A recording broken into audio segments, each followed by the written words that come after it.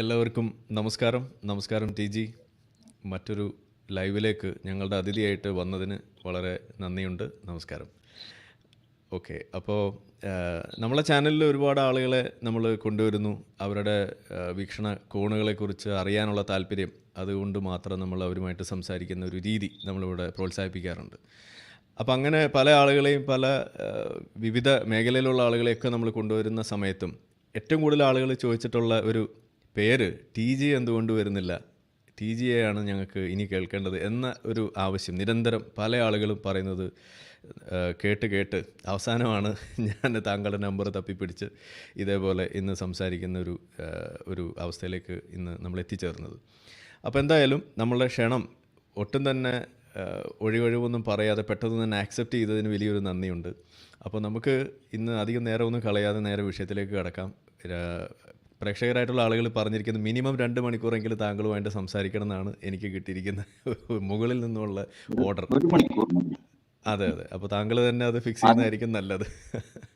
അതിൽ കൂടുതൽ സംസാരിക്കാനുള്ള നമ്മുടെ നാടൻ ഭാഷ അതിൽ കൂടുതൽ സംസാരിക്കാനുള്ള ആംബിയർ എനിക്കില്ല. ഓക്കെ, വേണമെങ്കിൽ ഗ്യാപ്പ് ഇട്ടിട്ട് നമുക്ക് വേറൊരു ദിവസം വീണ്ടും കാണാം. നോൺ സ്റ്റോപ്പ് ഒക്കെ ഭയങ്കര പറ്റില്ല. അല്ല, ഞാൻ അവരുടെ ആവശ്യം പറഞ്ഞതേ ഉള്ളൂ. എനിക്കറിയാം അത് എത്രമാത്രം ബുദ്ധിമുട്ടുള്ള കാര്യമാണെന്നുള്ളത്. അപ്പോൾ അതാണ് കാര്യം. അപ്പോൾ എന്തായാലും തുടങ്ങുന്നതിന് മുന്നേ എന്താണ് താങ്കൾക്ക് നമ്മളെക്കുറിച്ചോ അല്ലെങ്കിൽ ഈ ഒരു സാഹചര്യത്തെക്കുറിച്ച് ആദ്യമേ ആമുഖമായിട്ട് പറയാനുള്ളത്? അയ്യോ, എനിക്ക് നിങ്ങളെ കുറിച്ച് പറയാനാണെങ്കിൽ ഒരുപാടുണ്ട്. കാരണം RSSന് പുറത്ത് എനിക്ക് ഏറ്റവും അധികം സുഹൃത്തുക്കളുള്ളത് മുൻ നക്സലൈറ്റുകളിലും നിരീശ്വരവാദികളിലുമാണ്. മുൻ നക്സലൈറ്റ്, ഇപ്പോഴത്തെ മാവോവാദി തോക്കൊക്കെ ആയിട്ട് നമുക്ക് ആ ടൈപ്പല്ല. പഴയ നക്സലൈറ്റുകൾ ഉണ്ടായിരുന്നല്ലോ, 70s Naxalite, K Venu, civic Chandra Prasad, Vellathooval Stephen, ഇതുപോലെയുള്ള. എന്തുകൊണ്ടോ അവര് ഞാനും തമ്മിൽ ഒരു വൈബുണ്ട്. അതുപോലെ നിരീശ്വരവാദികളിലും ഒരുപാട് പേര് എന്നെ ഇഷ്ടപ്പെടുന്നുണ്ട്. എന്നെ വെറുക്കുന്ന അല്ലെങ്കിൽ ഇയാളൊരു ശല്യമാണല്ലോ എന്നെങ്കിലും വിചാരിക്കുന്ന നിരീശ്വരവാദിയെ ഞാൻ ഇന്നുവരെ കണ്ടിട്ടില്ല. വേറൊരു പ്രത്യേകത ഞാൻ കണ്ടത്, ഞാൻ പരിചയപ്പെട്ട നിരീശ്വരവാദികളൊക്കെ സ്റ്റെർലിംഗ് ക്യാരക്ടർ ഉള്ളവരാണ്. അവരുടെ സാമൂഹികമായ ഇടപെടൽ, പെരുമാറ്റം, സത്യസന്ധത, ക്യാരക്ടർ, ഇന്റഗ്രിറ്റി, ഇതൊക്കെ ഇംപെക്കബിൾ ആണ്. നിരീശ്വരവാദികൾ ഞാൻ പരിചയപ്പെട്ടിട്ടുള്ള എല്ലാവരും 100% നിരീശ്വരവാദികൾ ഇംപെക്കബിൾ ഇന്റഗ്രിറ്റിയും മാന്യതയും പുലർത്തുന്നവരാണ്. അവർ സബ്ജക്റ്റ് പറയുമ്പോൾ വിമർശിക്കും. അത് ചിലർ രൂക്ഷമായിട്ടോ ചിലർ സൗമ്യമായിട്ടോ ഒക്കെ ഭാഷാ വ്യത്യാസം ഇതൊക്കെ ഉണ്ടാവാം. ബട്ട് ഒരു ഹ്യൂമൻ ബീയിങ് എന്നുള്ള നിലയ്ക്ക് ഞാൻ ഇത്രയും കാലത്തെ എൻ്റെ ജീവിതത്തിൽ കണ്ടിട്ടുള്ള some of the finest human beings നിരീശ്വരവാദികളാണ്. ഇതാണ് എൻ്റെ ഫസ്റ്റ് റിമാർക്ക്. ഞാൻ ഇതുപോലത്തെ നിരീശ്വരവാദികളുമായിട്ട് കൂട്ടുകൂടാനുള്ള കാരണവും അതാണ്. നിരീശ്വരവാദികൾക്ക് എന്നെ ഇഷ്ടപ്പെടാനുള്ള ഒരു കാരണം ആയിട്ട് അവര് പറഞ്ഞത്, ആദ്യം ഒരു സംശയമൊക്കെ ഉണ്ടായിരുന്നു. പിന്നെ എന്നെ യോഗത്തിലേക്കൊക്കെ വിളിച്ചു തുടങ്ങി. അവരുടെ വിലയിരുത്തൽ അവരും ഒന്ന് മാറ്റി. അവര് പറഞ്ഞു, ഒരുപാട് കാര്യങ്ങളിൽ നിങ്ങൾ ഞങ്ങളോട് യോജിക്കുന്നു, വിയോജിപ്പിന്റെ തലം എന്ന് പറയുന്നത് വളരെ കുറവാണ്. അപ്പോൾ അത്രയധികം യോജിക്കുന്ന ഒരാളിനെ ഞങ്ങൾ അകറ്റി നിർത്തുന്നത് എന്തിനാ? നിങ്ങൾക്ക് RSSകാരനായതുകൊണ്ട് നിരീശ്വരവാദികളുടെ കൂടെ വരാൻ പ്രയാസമുണ്ടോ? ഞാൻ പറഞ്ഞു, എനിക്കൊരു പ്രയാസമില്ല. അല്ല, നിങ്ങളുടെ സംഘടനയിൽ, ഞാൻ പറഞ്ഞു, ഞങ്ങളുടെ സംഘടനയിൽ ഇത്തരം ഒരു വാശിയില്ല. എവിടെ വേണേ പൊക്കോ, എന്ത് വേണമെങ്കിൽ സംസാരിച്ചോ, സമ്പൂർണ്ണ സ്വാതന്ത്ര്യമുണ്ട്. കാരണം RSS ഇങ്ങനെ രാഷ്ട്രം എന്നുള്ള കൺസെപ്റ്റിൽ മാത്രമേ വാശി പിടിക്കാറുള്ളൂ. ബാക്കി ഒരു വാശിയില്ല. ദൈവത്തെ തൊഴാതിരിക്കുകയോ നിരീശ്വരവാദി ആകുക, തിരിച്ചു വീണ്ടും ഈശ്വര വിശ്വാസിയാകുക, എന്തെങ്കിലുമൊക്കെ സംഭവിച്ചോട്ടെ, മനുഷ്യൻ അങ്ങനെയൊക്കെയാണ്. അപ്പൊ ആ ഒരു അക്സെപ്റ്റൻസ് ഉണ്ട്. അതുകൊണ്ട് എനിക്ക് തടസ്സമൊന്നുമില്ല. അങ്ങനെ ഞാൻ ഒരുപാട് നിരീശ്വരവാദ യോഗങ്ങളിലൊക്കെ പോയിട്ടുമുണ്ട്. അങ്ങനെ എനിക്ക് അടുപ്പമുള്ള നിരീശ്വരവാദികളുടെ സ്വഭാവമാണ് ഞാൻ പറഞ്ഞത്. അസാമാന്യമായ സത്യസന്ധത, ഇന്റലക്ച്വൽ ഓണസ്റ്റി, താൻ പറയുന്നത് ശരിയാണെന്ന ബോധ്യത്തോടു കൂടി സംസാരിക്കുക. കുറഞ്ഞ പക്ഷം പറയുന്ന ആളിനൊരു ബോധ്യം വേണമല്ലോ ഇത് ശരിയാണ്. അല്ല അതിങ്ങനെ ഒരു ടെക്നിക്ക് ട്രിക്ക് കളിച്ചിട്ട് ഒരാളെ ട്രാപ്പ് ചെയ്ത് അങ്ങനെ ഒരു സ്വഭാവം ഞാൻ കണ്ടിട്ടില്ല. ഓണസ്റ്റ് ആയിട്ട് ചില കാര്യങ്ങൾ അറിഞ്ഞുകൂടാ, അറിഞ്ഞുകൂടാ, അയ്യോ ഞാനത് വായിച്ചിട്ടില്ല, ഞാൻ ആ പുസ്തകം കണ്ടിട്ടില്ല, ഇങ്ങനെ പറയുന്നൊരു സ്വഭാവം. ഈ ഇന്റലക്ച്വൽ ഓണസ്റ്റി ഇപ്പൊ കേരളത്തിൽ പൊതുവെ കുറഞ്ഞു വരികയാണ്. പൊളിറ്റിക്സിൽ പിന്നെ വിടുക, ആ സാധനത്തിന് ഒരു വാല്യൂ ഇല്ല. അവിടെ ഓണസ്റ്റിക്കോ ഇന്റഗ്രിറ്റിക്കോ ഒന്നും ഒരു വിലയില്ല, ഒരു പൊളിറ്റിക്സിലും ഒരു സ്ഥലത്തും വിലയില്ല. ബട്ട് അതർവൈസ് ഇപ്പൊ ലിറ്ററേച്ചർ, കവിത, സാമൂഹ്യ വിമർശനം, അതിൽ എല്ലായിടത്തും ഒരു ഇന്റലക്ച്വൽ ഇന്റഗ്രിറ്റി കാണുന്നുണ്ട്. അത് കാണിക്കുന്നവർ നിരീശ്വരവാദികൾ തന്നെയാണ് എന്ന് ഞാൻ വിശ്വസിക്കുന്നു. അതുകൊണ്ടാണ് എനിക്ക് നിങ്ങളോട് മാനസികമായ ഒരു അടുപ്പം. ശരി. എനിക്ക് ഓർമ്മ, നമ്മുടെ ക്ലബ് ഹൗസ് ചർച്ച നടക്കുന്ന ആ വേളയിൽ കുറേ നാളുകൾക്ക് മുന്നേ 2021, 22 കാലഘട്ടങ്ങളിൽ ഏതോ ഒരു ചർച്ചയിൽ നമ്മൾ രണ്ടുപേരും ഒരു മുറിയിൽ വന്നിട്ടുണ്ട്, ഒരു ക്ലബ് ഹൗസ് റൂമിൽ ചർച്ചയ്ക്ക് വന്നിട്ടുണ്ട്. അപ്പോൾ അന്ന് താങ്കൾ പറഞ്ഞ എന്തോ ഒരു സംഗതിയെ ഞാൻ എതിർത്ത് പറയുകയും അങ്ങനെ ഒരു സംഭവം, ഒരു ചെറിയൊരു ഡയലോഗ് അങ്ങോട്ടും ഇങ്ങോട്ടും കൈമാറുന്ന ഒരു അവസ്ഥ ഉണ്ടായിട്ടുണ്ട്. അത് ഏതാ വിഷയമെന്ന് ഞാൻ ഓർക്കുന്നില്ല. അന്നാണ് ആദ്യമായിട്ട് താങ്കളെ ഞാൻ പരിചയപ്പെടുന്നത്. പിന്നെ അവിടുന്ന് ഇങ്ങോട്ട് ഇപ്പോൾ ഇങ്ങനെ ഒരു ക്ഷണം നടത്താനുണ്ടായ കാരണം എന്ന് പറയുന്നത് സത്യത്തിൽ നമ്മളുടെ ടോമി സെബാസ്റ്റ്യൻ ഭഗവത്ഗീതയുമായി ബന്ധപ്പെടുത്തി ഇവിടെ ഉയർന്നു വന്ന പറഞ്ഞതുമായി ബന്ധപ്പെട്ട് വന്ന ഒരു പ്രതികരണം, പല ആളുകൾ പല കോണുകളിൽ നിന്നും അതിൻ്റെ പ്രതികരണങ്ങളൊക്കെ നടത്തി. അതിൽ താങ്കൾ നടത്തിയ ഒരു പ്രതികരണം, അതിൽ ഏറ്റവും ശ്രദ്ധേയമായത് ഈ ബ്ലാസ്ഫമി നിയമങ്ങൾ അത് ഇവിടുന്ന് എടുത്തു കളയണം, അത് ഒരിക്കലും പാടില്ല, അതിനു വേണ്ടിയിട്ട് ഇവിടെ ആരും വാദിക്കുന്നില്ല എന്ന ഒരു നിരീക്ഷണം താങ്കൾ നടത്തുകയുണ്ടായി. അപ്പം ഞാൻ എൻ്റെ ഒരു ചോദ്യം ഇതാണ്, ഇപ്പോൾ താങ്കളൊരു സംഘപരിവാറുകാരനാണെന്ന് സ്വയം പറയുന്നു, ഒരു RSSൻ്റെ പ്രവർത്തകനാണെന്ന് പറയുന്നു. അപ്പോൾ നമ്മുടെ കണ്ണിൽ താങ്കളൊരു ഹിന്ദു മതത്തിൻ്റെ അതിൻ്റെ അനുയായി മാത്രമല്ല അതിൻ്റെ സംരക്ഷണ ചുമതലയുള്ള ഒരാളും കൂടിയാണ് എന്ന ഒരു ധ്വനിയുള്ളപ്പോൾ ഈ ബ്ലാസ്ഫമി നിയമം എന്ന് പറയുന്ന അതിൻ്റെ ഗേറ്റ്, അത് വേണ്ട, നമുക്ക് ഗേറ്റ് വേണ്ട എന്ന് പറയുന്ന രീതിയിലേക്ക് വരുമ്പോൾ അതങ്ങ് ചേരുന്നില്ല. എങ്ങനെയാണ് ആ ഒരു നിലയിലേക്ക് താങ്കൾ എത്തുന്നത്? എന്താണ് അതിൻ്റെ കാരണം? ചേരാതെ ഒന്നുമില്ല. ഞാൻ തന്നെ ക്ലബ് ഹൗസിൽ ഇതിനു വേണ്ടിയിട്ട് എൻ്റെ ഒരു സുഹൃത്ത് എന്നോട് പറഞ്ഞു, പച്ച പ്ലെയിൻ ആയിട്ട് സാറിന് പറയാമോ 295A എന്ന വകുപ്പ് എടുത്ത് കളയണം. ഞാൻ പറഞ്ഞു പറയാം, എന്നാൽ ആ പേരിൽ തന്നെ ഒരു ഇത് എന്താ അതിന് പറയാ, ക്ലബ് ഹൗസിൽ നമ്മൾ തുടങ്ങുന്ന ഒരു വിൻഡോ റൂം. അപ്പൊ അന്ന് ഈ കൊറോണ കാലമായിരുന്നു, ആളുകൾക്ക് പണിയൊന്നുമില്ല, ചുമ്മാ വീട്ടിലിരുന്നിട്ട് ക്ലബ് ഹൗസ് തന്നെ ക്ലബ് ഹൗസ്. അപ്പൊ ഞാൻ പറഞ്ഞു ഞാനത് ചെയ്യാമെന്ന് പറഞ്ഞു. അതിനു വേണ്ടി തന്നെ ഒരു ഹൗസ് ഞാൻ ഇട്ടു. അതില് ഞാൻ എൻ്റെ പോയിന്റ് ജസ്റ്റിഫൈ ചെയ്യുകയും ചെയ്തു. ഈ മതവിശ്വാസമാണ്, അല്ലെങ്കിൽ ആ വിശ്വാസം സംരക്ഷിക്കേണ്ട ബാധ്യത എനിക്കുണ്ട് എന്ന് പറയുമ്പോൾ തന്നെ ആ വിശ്വാസം നിരന്തരം പരീക്ഷിക്കപ്പെടണം, വിമർശിക്കപ്പെടണം എന്ന് ഞാൻ കരുതുന്നു. ഇപ്പോ ഭഗവത്ഗീതയിൽ തന്നെ അവസാനം ശ്രീകൃഷ്ണൻ അർജുനനോട് പറയാനുള്ളത് ഞാൻ പറഞ്ഞു, ഇത് മനസ്സിലിട്ട് വിമർശിച്ച് നോക്കിയിട്ട് നിനക്ക് ശരിയെന്ന് തോന്നുന്നത് ചെയ്തോ എന്ന് പറയുന്നു. വിമർശ ചെയ്തത് അശേഷേണ യഥേച്ഛസി തഥാകുരു. അപ്പൊ നിനക്ക് ഇഷ്ടമുള്ളത് ചെയ്താൽ മതി, ഞാൻ പറയാനുള്ളത് പറഞ്ഞു, അതിനെ വിമർശിച്ച് നോക്കിയിട്ട് ഇഷ്ടമുള്ളത് ചെയ്യാൻ പറയുന്നു. ഇഷ്ടമുള്ളത് അർജുനൻ ചെയ്തു. ഇടയ്ക്കിടയ്ക്കൊക്കെ ശ്രീകൃഷ്ണൻ ഇടപെട്ടു, അങ്ങനെ അങ്ങ് ഇഷ്ടപ്പെടണ്ടായി, ഈ വഴിക്ക് പോവാന്നൊക്കെ പറഞ്ഞ് ഏതായാലും തേര് തെളിക്കുന്നത് അങ്ങേരാണില്ല. അപ്പൊ ആ ഒരു ഡൈനാമിക്സ് അവർ തമ്മിലുണ്ടായിരുന്നു. But finally his advice was do as you like. Do as you like എന്ന് പറയുന്ന ഒരു സംസ്കാരം അത് നശിച്ചു പോകരുത് എന്ന് ഞാൻ കരുതുന്നു. ഈ വിമർശിക്കരുത് എന്ന് പറയുമ്പോൾ മതത്തിന് ഉള്ളിൽ ഒരു ഭയമുണ്ട് എന്നാണ് ഇതിനർത്ഥം. ആരിഫ് എന്നെ വിമർശിക്കരുത്, ഞാൻ ഭരണാധികാരിയാണ്, ഒരു നിയമവും പാസ്സാക്കണം, TG മോഹൻദാസിനെ ആരും വിമർശിക്കരുത് എന്ന് പറഞ്ഞാൽ അതിന്റെ അർത്ഥം എന്താ? വിമർശനത്തെ TG മോഹൻദാസ് ഭയക്കുന്നു എന്നാണ്. ഒരു ഹിന്ദുവിന് ഭയക്കാൻ ഒന്നുമില്ല. എത്രയോ വിമർശനങ്ങൾ നടന്നിരിക്കുന്നു. ഇപ്പൊ പലരും നടത്തുന്നത് ഈ റീഇൻവെന്റിങ് ദ വീൽ ആണ്. പണ്ടേ വിമർശിച്ച കാര്യങ്ങൾ അങ്ങനെ വിമർശിച്ചിരുന്നു എന്നറിയാതെ പുതിയതാണ് എന്ന് ധരിച്ചിട്ട് പുതിയ വിമർശനമായിട്ട് ഇറക്കുന്നു. ഇതൊക്കെ കേൾക്കുമ്പോൾ എനിക്ക് തോന്നും, ഓ ഇത് 25 കൊല്ലം മുമ്പ് കേട്ടതാണല്ലോ എന്നെനിക്ക് തോന്നും. അതാണ് ഞാൻ എൻ്റെ വീഡിയോയിൽ AT കോവൂരിനെയൊക്കെ പരാമർശിക്കാൻ ഞാൻ കാര്യം അതാണ്.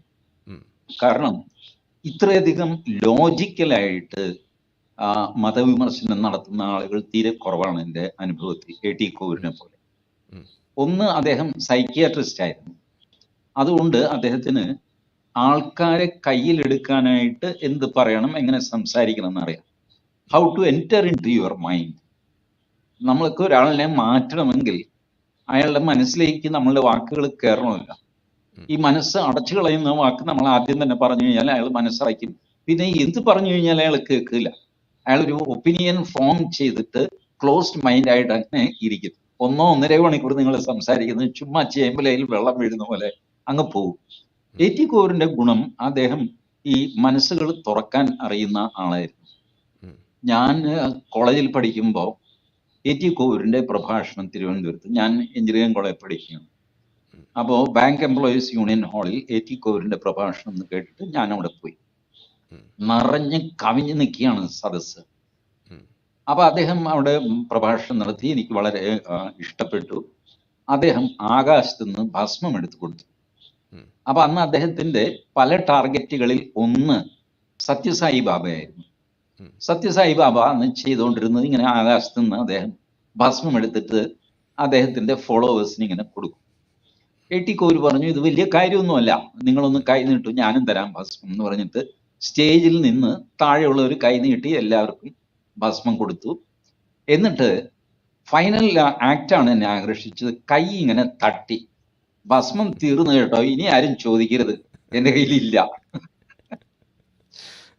ഞാൻ ഇദ്ദേഹം താമസിക്കുന്നത് എവിടെയാണെന്ന് അന്വേഷിച്ച് കണ്ടുപിടിച്ച് കേശവദാസപുരത്ത് ഒരു വീട്ടിലാണെന്നൊക്കെ പറഞ്ഞിട്ട് ഞാൻ കോളേജിൽ, ഞങ്ങളുടെ എഞ്ചിനീയറിംഗ് കോളേജിൽ അദ്ദേഹത്തെ ക്ഷണിക്കാനായിട്ട്, അന്ന് എനിക്ക് ഒഫീഷ്യൽ പോസ്റ്റ് ഒന്നുമില്ല കോളേജിൽ.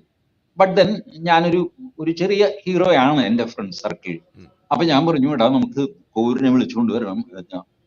അപ്പൊ അവര് പറഞ്ഞു, ശരി നമുക്ക് ആയിക്കോട്ടെ, ആര് പോയി വിളിക്കും? ഞാൻ പറഞ്ഞു, അതൊക്കെ ഞാൻ വിളിച്ചോളാം, നിങ്ങൾ കോളേജിൽ പെർമിഷൻ വാങ്ങിയാൽ മതി. പ്രിൻസിപ്പലിനോട് പറഞ്ഞു, പ്രിൻസിപ്പൽ പെർമിറ്റ് ചെയ്തു. ഞാൻ കോവൂരിനെ കാണാൻ പോയപ്പോ അദ്ദേഹം സാധാരണ വേഷത്തിൽ കോട്ടും ഇതുമൊക്കെ ആയിട്ട് ഒരു ചാരകസേരയിൽ കിടക്കുകയാണ്.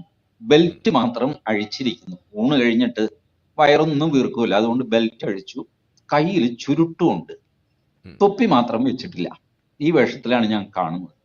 അപ്പൊ എന്നോട് വളരെ സ്നേഹപൂർവ്വം ചോദിച്ചു, എന്താ കാര്യം, ആരാ ഇവിടുന്ന? ഞാൻ പറഞ്ഞു, സാർ ഇങ്ങനെ കോളേജിലാണ്, സാർ വരണം. അപ്പൊ അദ്ദേഹം പറഞ്ഞു, ഞാൻ വരാം. 2-3 കണ്ടീഷൻസ് ഉണ്ട്. ഒന്ന്, എനിക്ക് വണ്ടി വേണ്ട. നിങ്ങളുടെ കോളേജിനടുത്ത് മാത്യു എന്ന് പറഞ്ഞ എൻ്റെ ഒരു റിലേറ്റീവ് താമസിക്കുന്നുണ്ട്. ഞാൻ ആ വീട്ടിലേക്ക് ഇന്ന് വൈകുന്നേരം പോകും, അവിടെ ആയിരിക്കും ഞാൻ. മാത്യു എന്നെ കോളേജിൽ കൊണ്ടുവന്ന് വിടും, മാത്യു തന്നെ എന്നെ പിക്ക് ചെയ്ത് കൊണ്ടുപോയിക്കോളും. അതുകൊണ്ട് ഇത് വേണ്ട, വണ്ടി ഇതൊന്നും നിങ്ങൾ ചെയ്യണ്ട. ഒരു ബേക്കറി പലഹാരവും എനിക്ക് തരരുത്, എനിക്ക് ഓഫർ പോലും ചെയ്യരുത്. ഒരു ഗ്ലാസ് ജീരക വെള്ളം, ചെറു ചൂടുള്ളത്, അത് മാത്രം മേശപ്പുറത്ത് വെക്കുക. വേറെ ഒന്നും വേണ്ട, ഞാനൊന്നും കഴിക്കില്ല, ഞാനൊന്നും കുടിക്കില്ല. ഒരു ഗ്ലാസ് ജീരകവെള്ളം മാത്രം, നമ്മുടെ മലയാളി സ്റ്റൈലിലുള്ള ജീരകവെള്ളം, അത് മതി.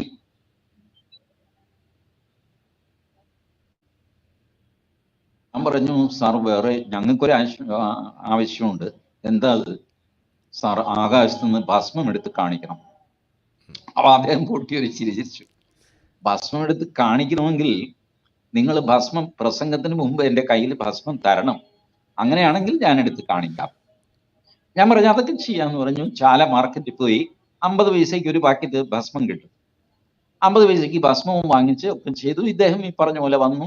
ഞങ്ങൾ ഒരു ഗ്ലാസ് ജീരകവെള്ളം മാത്രം വെച്ചു. ഞാൻ ഇദ്ദേഹം കാറിൽ നിന്ന് ഇറങ്ങിയപ്പോൾ തന്നെ സാർ ഭസ്മം എന്ന് പറഞ്ഞു കൊടുത്തു. അദ്ദേഹം അത് വാങ്ങിച്ച് കോട്ടിന്റെ പോക്കറ്റിൽ ഇട്ടു. എന്നിട്ട് എൻ്റെ ആരിഫ്, ഞാൻ കണ്ണിൽ എണ്ണയും പിണ്ണാക്കും ഒക്കെ ഒഴിച്ച് ഇങ്ങനെ നോക്കിക്കൊണ്ടിരുന്നു. എപ്പോഴാണ് ഈ കോട്ടിന്റെ പോക്കറ്റിൽ നിന്ന് ഈ ഭസ്മം എടുക്കുന്നത് എനിക്ക് കാണാൻ പറ്റിയില്ല. പക്ഷേ അദ്ദേഹം പറഞ്ഞു, സായി ബാബ ഇപ്പോൾ പറയാറുണ്ട് ആകാശത്ത് നിന്ന് ഭസ്മം എടുത്ത് കൊടുക്കുന്നു എന്ന്. എനിക്കും വേണമെങ്കിൽ ആകാശത്ത് നിന്ന് എടുക്കാമെന്ന് പറയുന്നു. കൈ മുകളിലേക്ക് പോകുന്നു, അദ്ദേഹം ചുരുട്ടിയിട്ട് എല്ലാവർക്കും ഭസ്മം കൊടുക്കുന്നു. I just could not locate at which moment he is taking it out of his coat. അത്രയ്ക്ക് സാമർഥ്യം. അപ്പോ പക്ഷേ അദ്ദേഹത്തിന്റെ അറ്റാക്കും ഉണ്ടല്ലോ, it was so fundamental that ഞങ്ങൾ എല്ലാവരും നിരീശ്വരവാദികളായിട്ട് മാറി. സദസ്സിലെ കോളേജ് പിള്ളേരെ എല്ലാവരും തല തിരിഞ്ഞു പോയി. ചേടാ ഇത് വലിയ ദുരിതമായി ഈ മനുഷ്യനെ കൊണ്ടുവന്നിട്ട് ഇദ്ദേഹം കംപ്ലീറ്റ് തലതിരിച്ച് വെച്ചാൽ അദ്ദേഹത്തിന്റെ ലോജിക്ക് അങ്ങനെയാണ്. അദ്ദേഹം ഈ പറഞ്ഞ മഹാഭാരതം, ഭഗവത്ഗീത ഇതിനൊന്നുമല്ല. അദ്ദേഹം ഡിസെക്ട് ചെയ്തത്, പരിശോധിച്ചത് സ്വാമി വിവേകാനന്ദനെയാണ്. അത് എത്ര മനോഹരമായിട്ട് അദ്ദേഹം സ്ഥാപിച്ചു. സ്വാമി വിവേകാനന്ദൻ ഭ്രാന്തനാണ് എന്ന് സ്ഥാപിച്ചു. ഇത്രേ ചെയ്തുള്ളൂ, അതോടെ കഴിഞ്ഞല്ലോ. ഇതിന്റെ വലിയൊരു മൂലക്കല്ലാണ് സ്വാമി വിവേകാനന്ദൻ. ആ മൂലക്കല്ല് വലിച്ചിളക്കി എടുത്തു കഴിഞ്ഞാൽ the whole religion, the culture, everything will collapse. ഒറ്റ കല്ല് വലിച്ചെടുത്താൽ മതി. ആ സാമർഥ്യം അസാമാന്യമായിരുന്നു. പിന്നീട് ഞങ്ങള് ഇതിന് കൗണ്ടറായിട്ട് എല്ലാവരും ഒരു കൺഫ്യൂഷനിലായി. ദൈവത്തെ അങ്ങനെ വിടാൻ പറ്റുമോ? പരീക്ഷയാ വരുന്നത്, അത് പാസ്സാക്കണേ ദൈവം തന്നെ വേണ്ടേ? ഏറ്റിക്കോ ഒരു പരീക്ഷ പാസ്സാക്കി തരുമോ? ഇങ്ങനെയൊക്കെയുള്ള പ്രയാസങ്ങൾ. അപ്പോൾ പിന്നെ ഞങ്ങൾ പലരെയും സമീപിച്ചു. ഇദ്ദേഹത്തെ ചെങ്കോട്ടുകോണം സ്വാമി സത്യാനന്ദ സരസ്വതി, അന്ന് അദ്ദേഹം വലുതായിട്ട് അറിയപ്പെടുന്ന സന്യാസിയല്ല, പക്ഷെ അദ്ദേഹത്തിന് ചെറിയൊരു ആശ്രമം, ഒരു ഒറ്റമുറി കെട്ടിടം, ഇതൊക്കെയുണ്ട് ചെങ്കോട്ടുകോണത്ത്. ഞങ്ങൾ ചെങ്കോട്ടുകോണത്ത് പോയി. അപ്പൊ അന്ന് സ്വാമി ചിദാനന്ദപുരി ബീഡി വലിക്കും, വലിയ ആഷ്ട്രയൊക്കെ മുമ്പിൽ വെച്ചിട്ട് ബീഡി വലിക്കും. ഇത് പറഞ്ഞു കഴിഞ്ഞാൽ അദ്ദേഹത്തിന്റെ ശിഷ്യന്മാര് എന്നെ തല്ലാൻ വരുമായിരിക്കും, പക്ഷെ അദ്ദേഹത്തിന്റെ പഴയ ശിഷ്യന്മാർക്ക് ഇത് നന്നായിട്ട് അറിയാം. അത് അക്സെപ്റ്റ് ചെയ്യുന്നതിൽ അവർക്ക് കുഴപ്പമൊന്നുമില്ല. പിന്നെ എപ്പോ അദ്ദേഹം നിർത്തി എന്നറിയില്ല, പിന്നീട് നിർത്തി എന്നാണ് ഞാൻ കേട്ടത്. ഏതായാലും ഞങ്ങൾ കാണാൻ ചെല്ലുമ്പോൾ അദ്ദേഹം ബീഡിയാണ്, സിഗരറ്റ് പോലും അല്ല, ബീഡിയാണ് വലിക്കുന്നത്. ഞങ്ങൾ പറഞ്ഞു, സ്വാമി ഇങ്ങനെ സംഭവിച്ചു, ഏറ്റിക്കോര് വന്നു ഞങ്ങളെ കംപ്ലീറ്റ് നിരീശ്വരവാദിയാക്കി കളഞ്ഞു സ്വാമി. തിരിച്ച് ഈ കിണറ്റിൽ നിന്ന് കയറാൻ പറ്റുന്നില്ല, ആ മനുഷ്യൻ ആഴമുള്ള കിടങ്ങിലാണ് ഞങ്ങളെ തള്ളിയിട്ടിരിക്കുന്നത്, സ്വാമി രക്ഷിക്കണം. സ്വാമി പറഞ്ഞു, ഞാൻ ഇതിന് വാഗ്വാദത്തിനും വഴക്കിനൊന്നും ഞാനില്ല, എനിക്ക് എൻ്റെ ഒരു ദൗത്യമുണ്ട്, അതുമായിട്ട് പോവുകയാണ്. ആരെങ്കിലും എവിടെയെങ്കിലും പ്രസംഗിച്ചു, അതിന് മറുപടി കൊടുക്ക്, അവിടെ പോയി യോഗം, ഈ പരിപാടി ഒന്നും എനിക്കില്ല കുഞ്ഞുങ്ങളെ. ഞാൻ സ്വാമിയാണ്, എനിക്ക് എൻ്റെതായ ഒരു അജണ്ടയുണ്ട്, അതിന് പുറത്ത് ഞാൻ പോകും.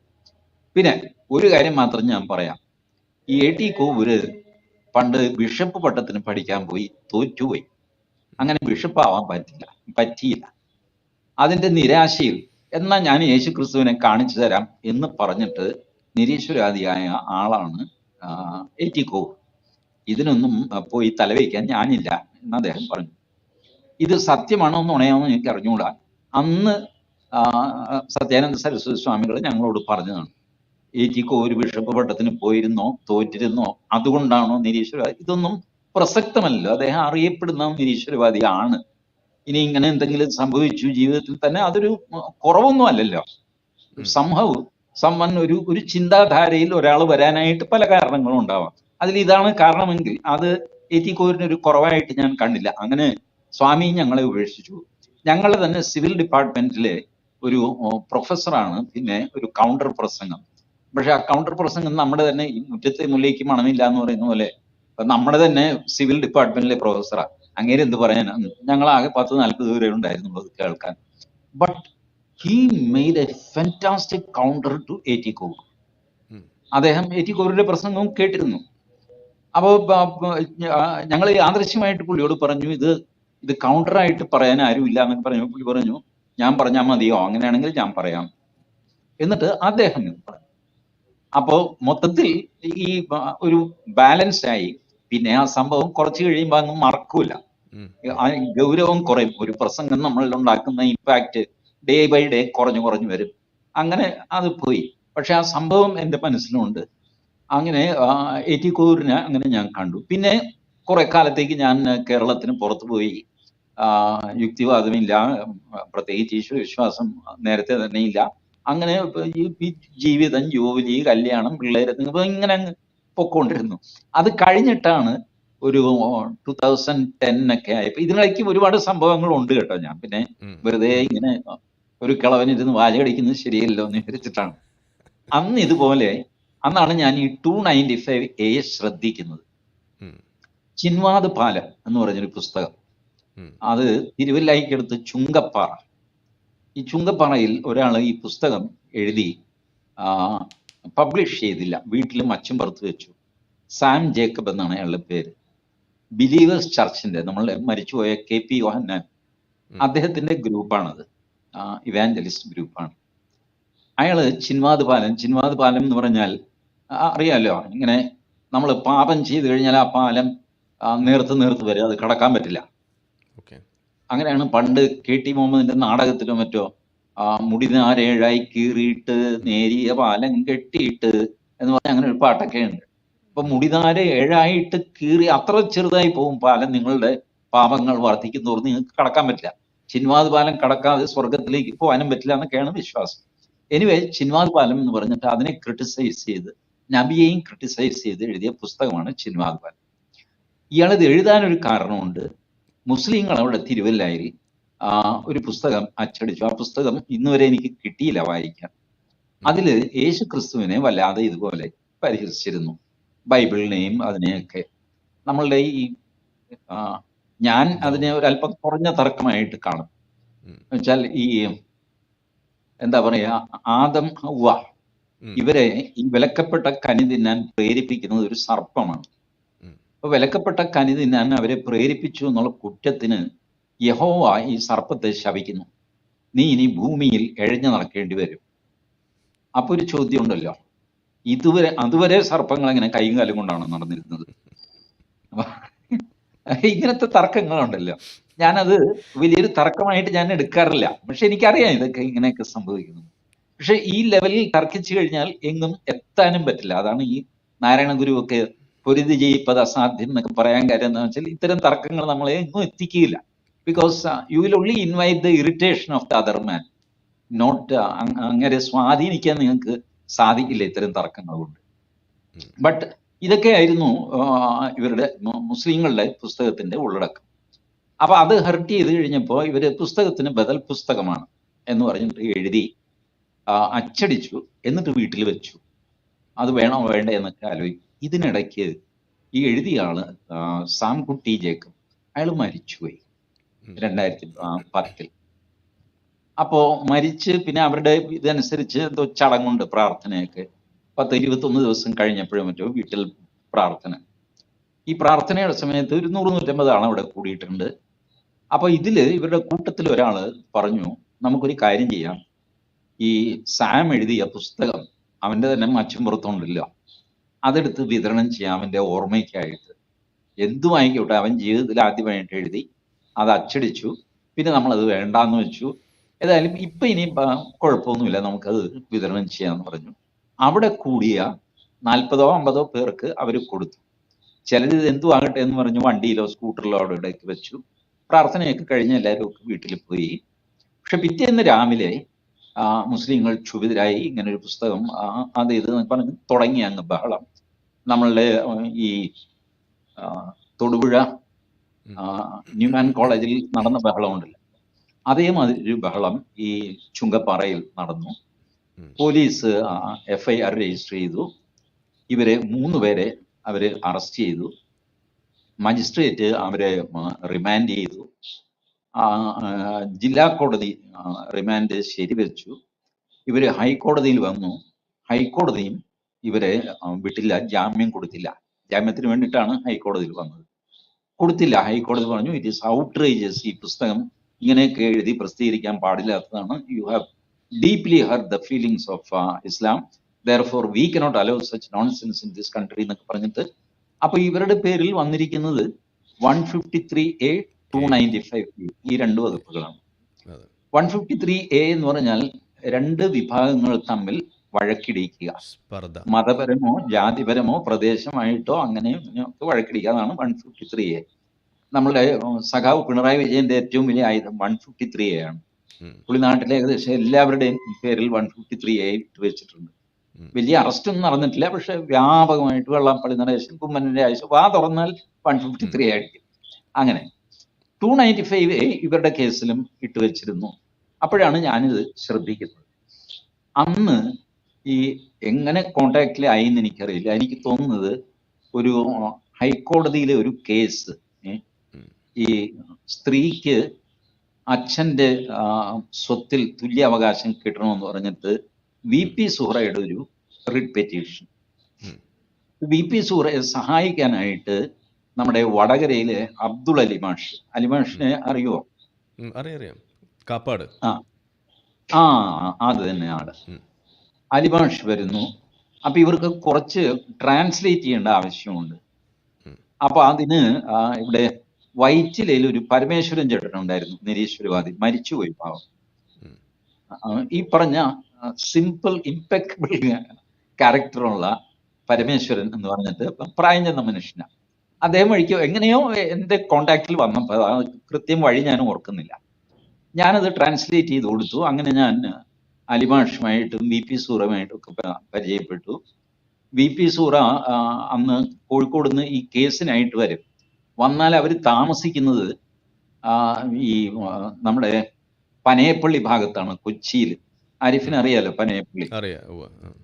അപ്പോ അന്ന് ഞാൻ വലിയ ആഫീസറാ, അതുകൊണ്ട് കമ്പനി കാറുണ്ട്, വലിയ ഡിമാല ഗുണ്ടനാണ് ഞാൻ. അപ്പൊ ഞാൻ വൈകുന്നേരം വരുമ്പോ ഞാനാണ് പി പി സൂറയെ കൂട്ടിക്കൊണ്ടുവന്ന് പനയപ്പള്ളിയിൽ അവരെ ഇറക്കും, കൂവപ്പടത്താകുമ്പോ എന്റെ വീടുമായി.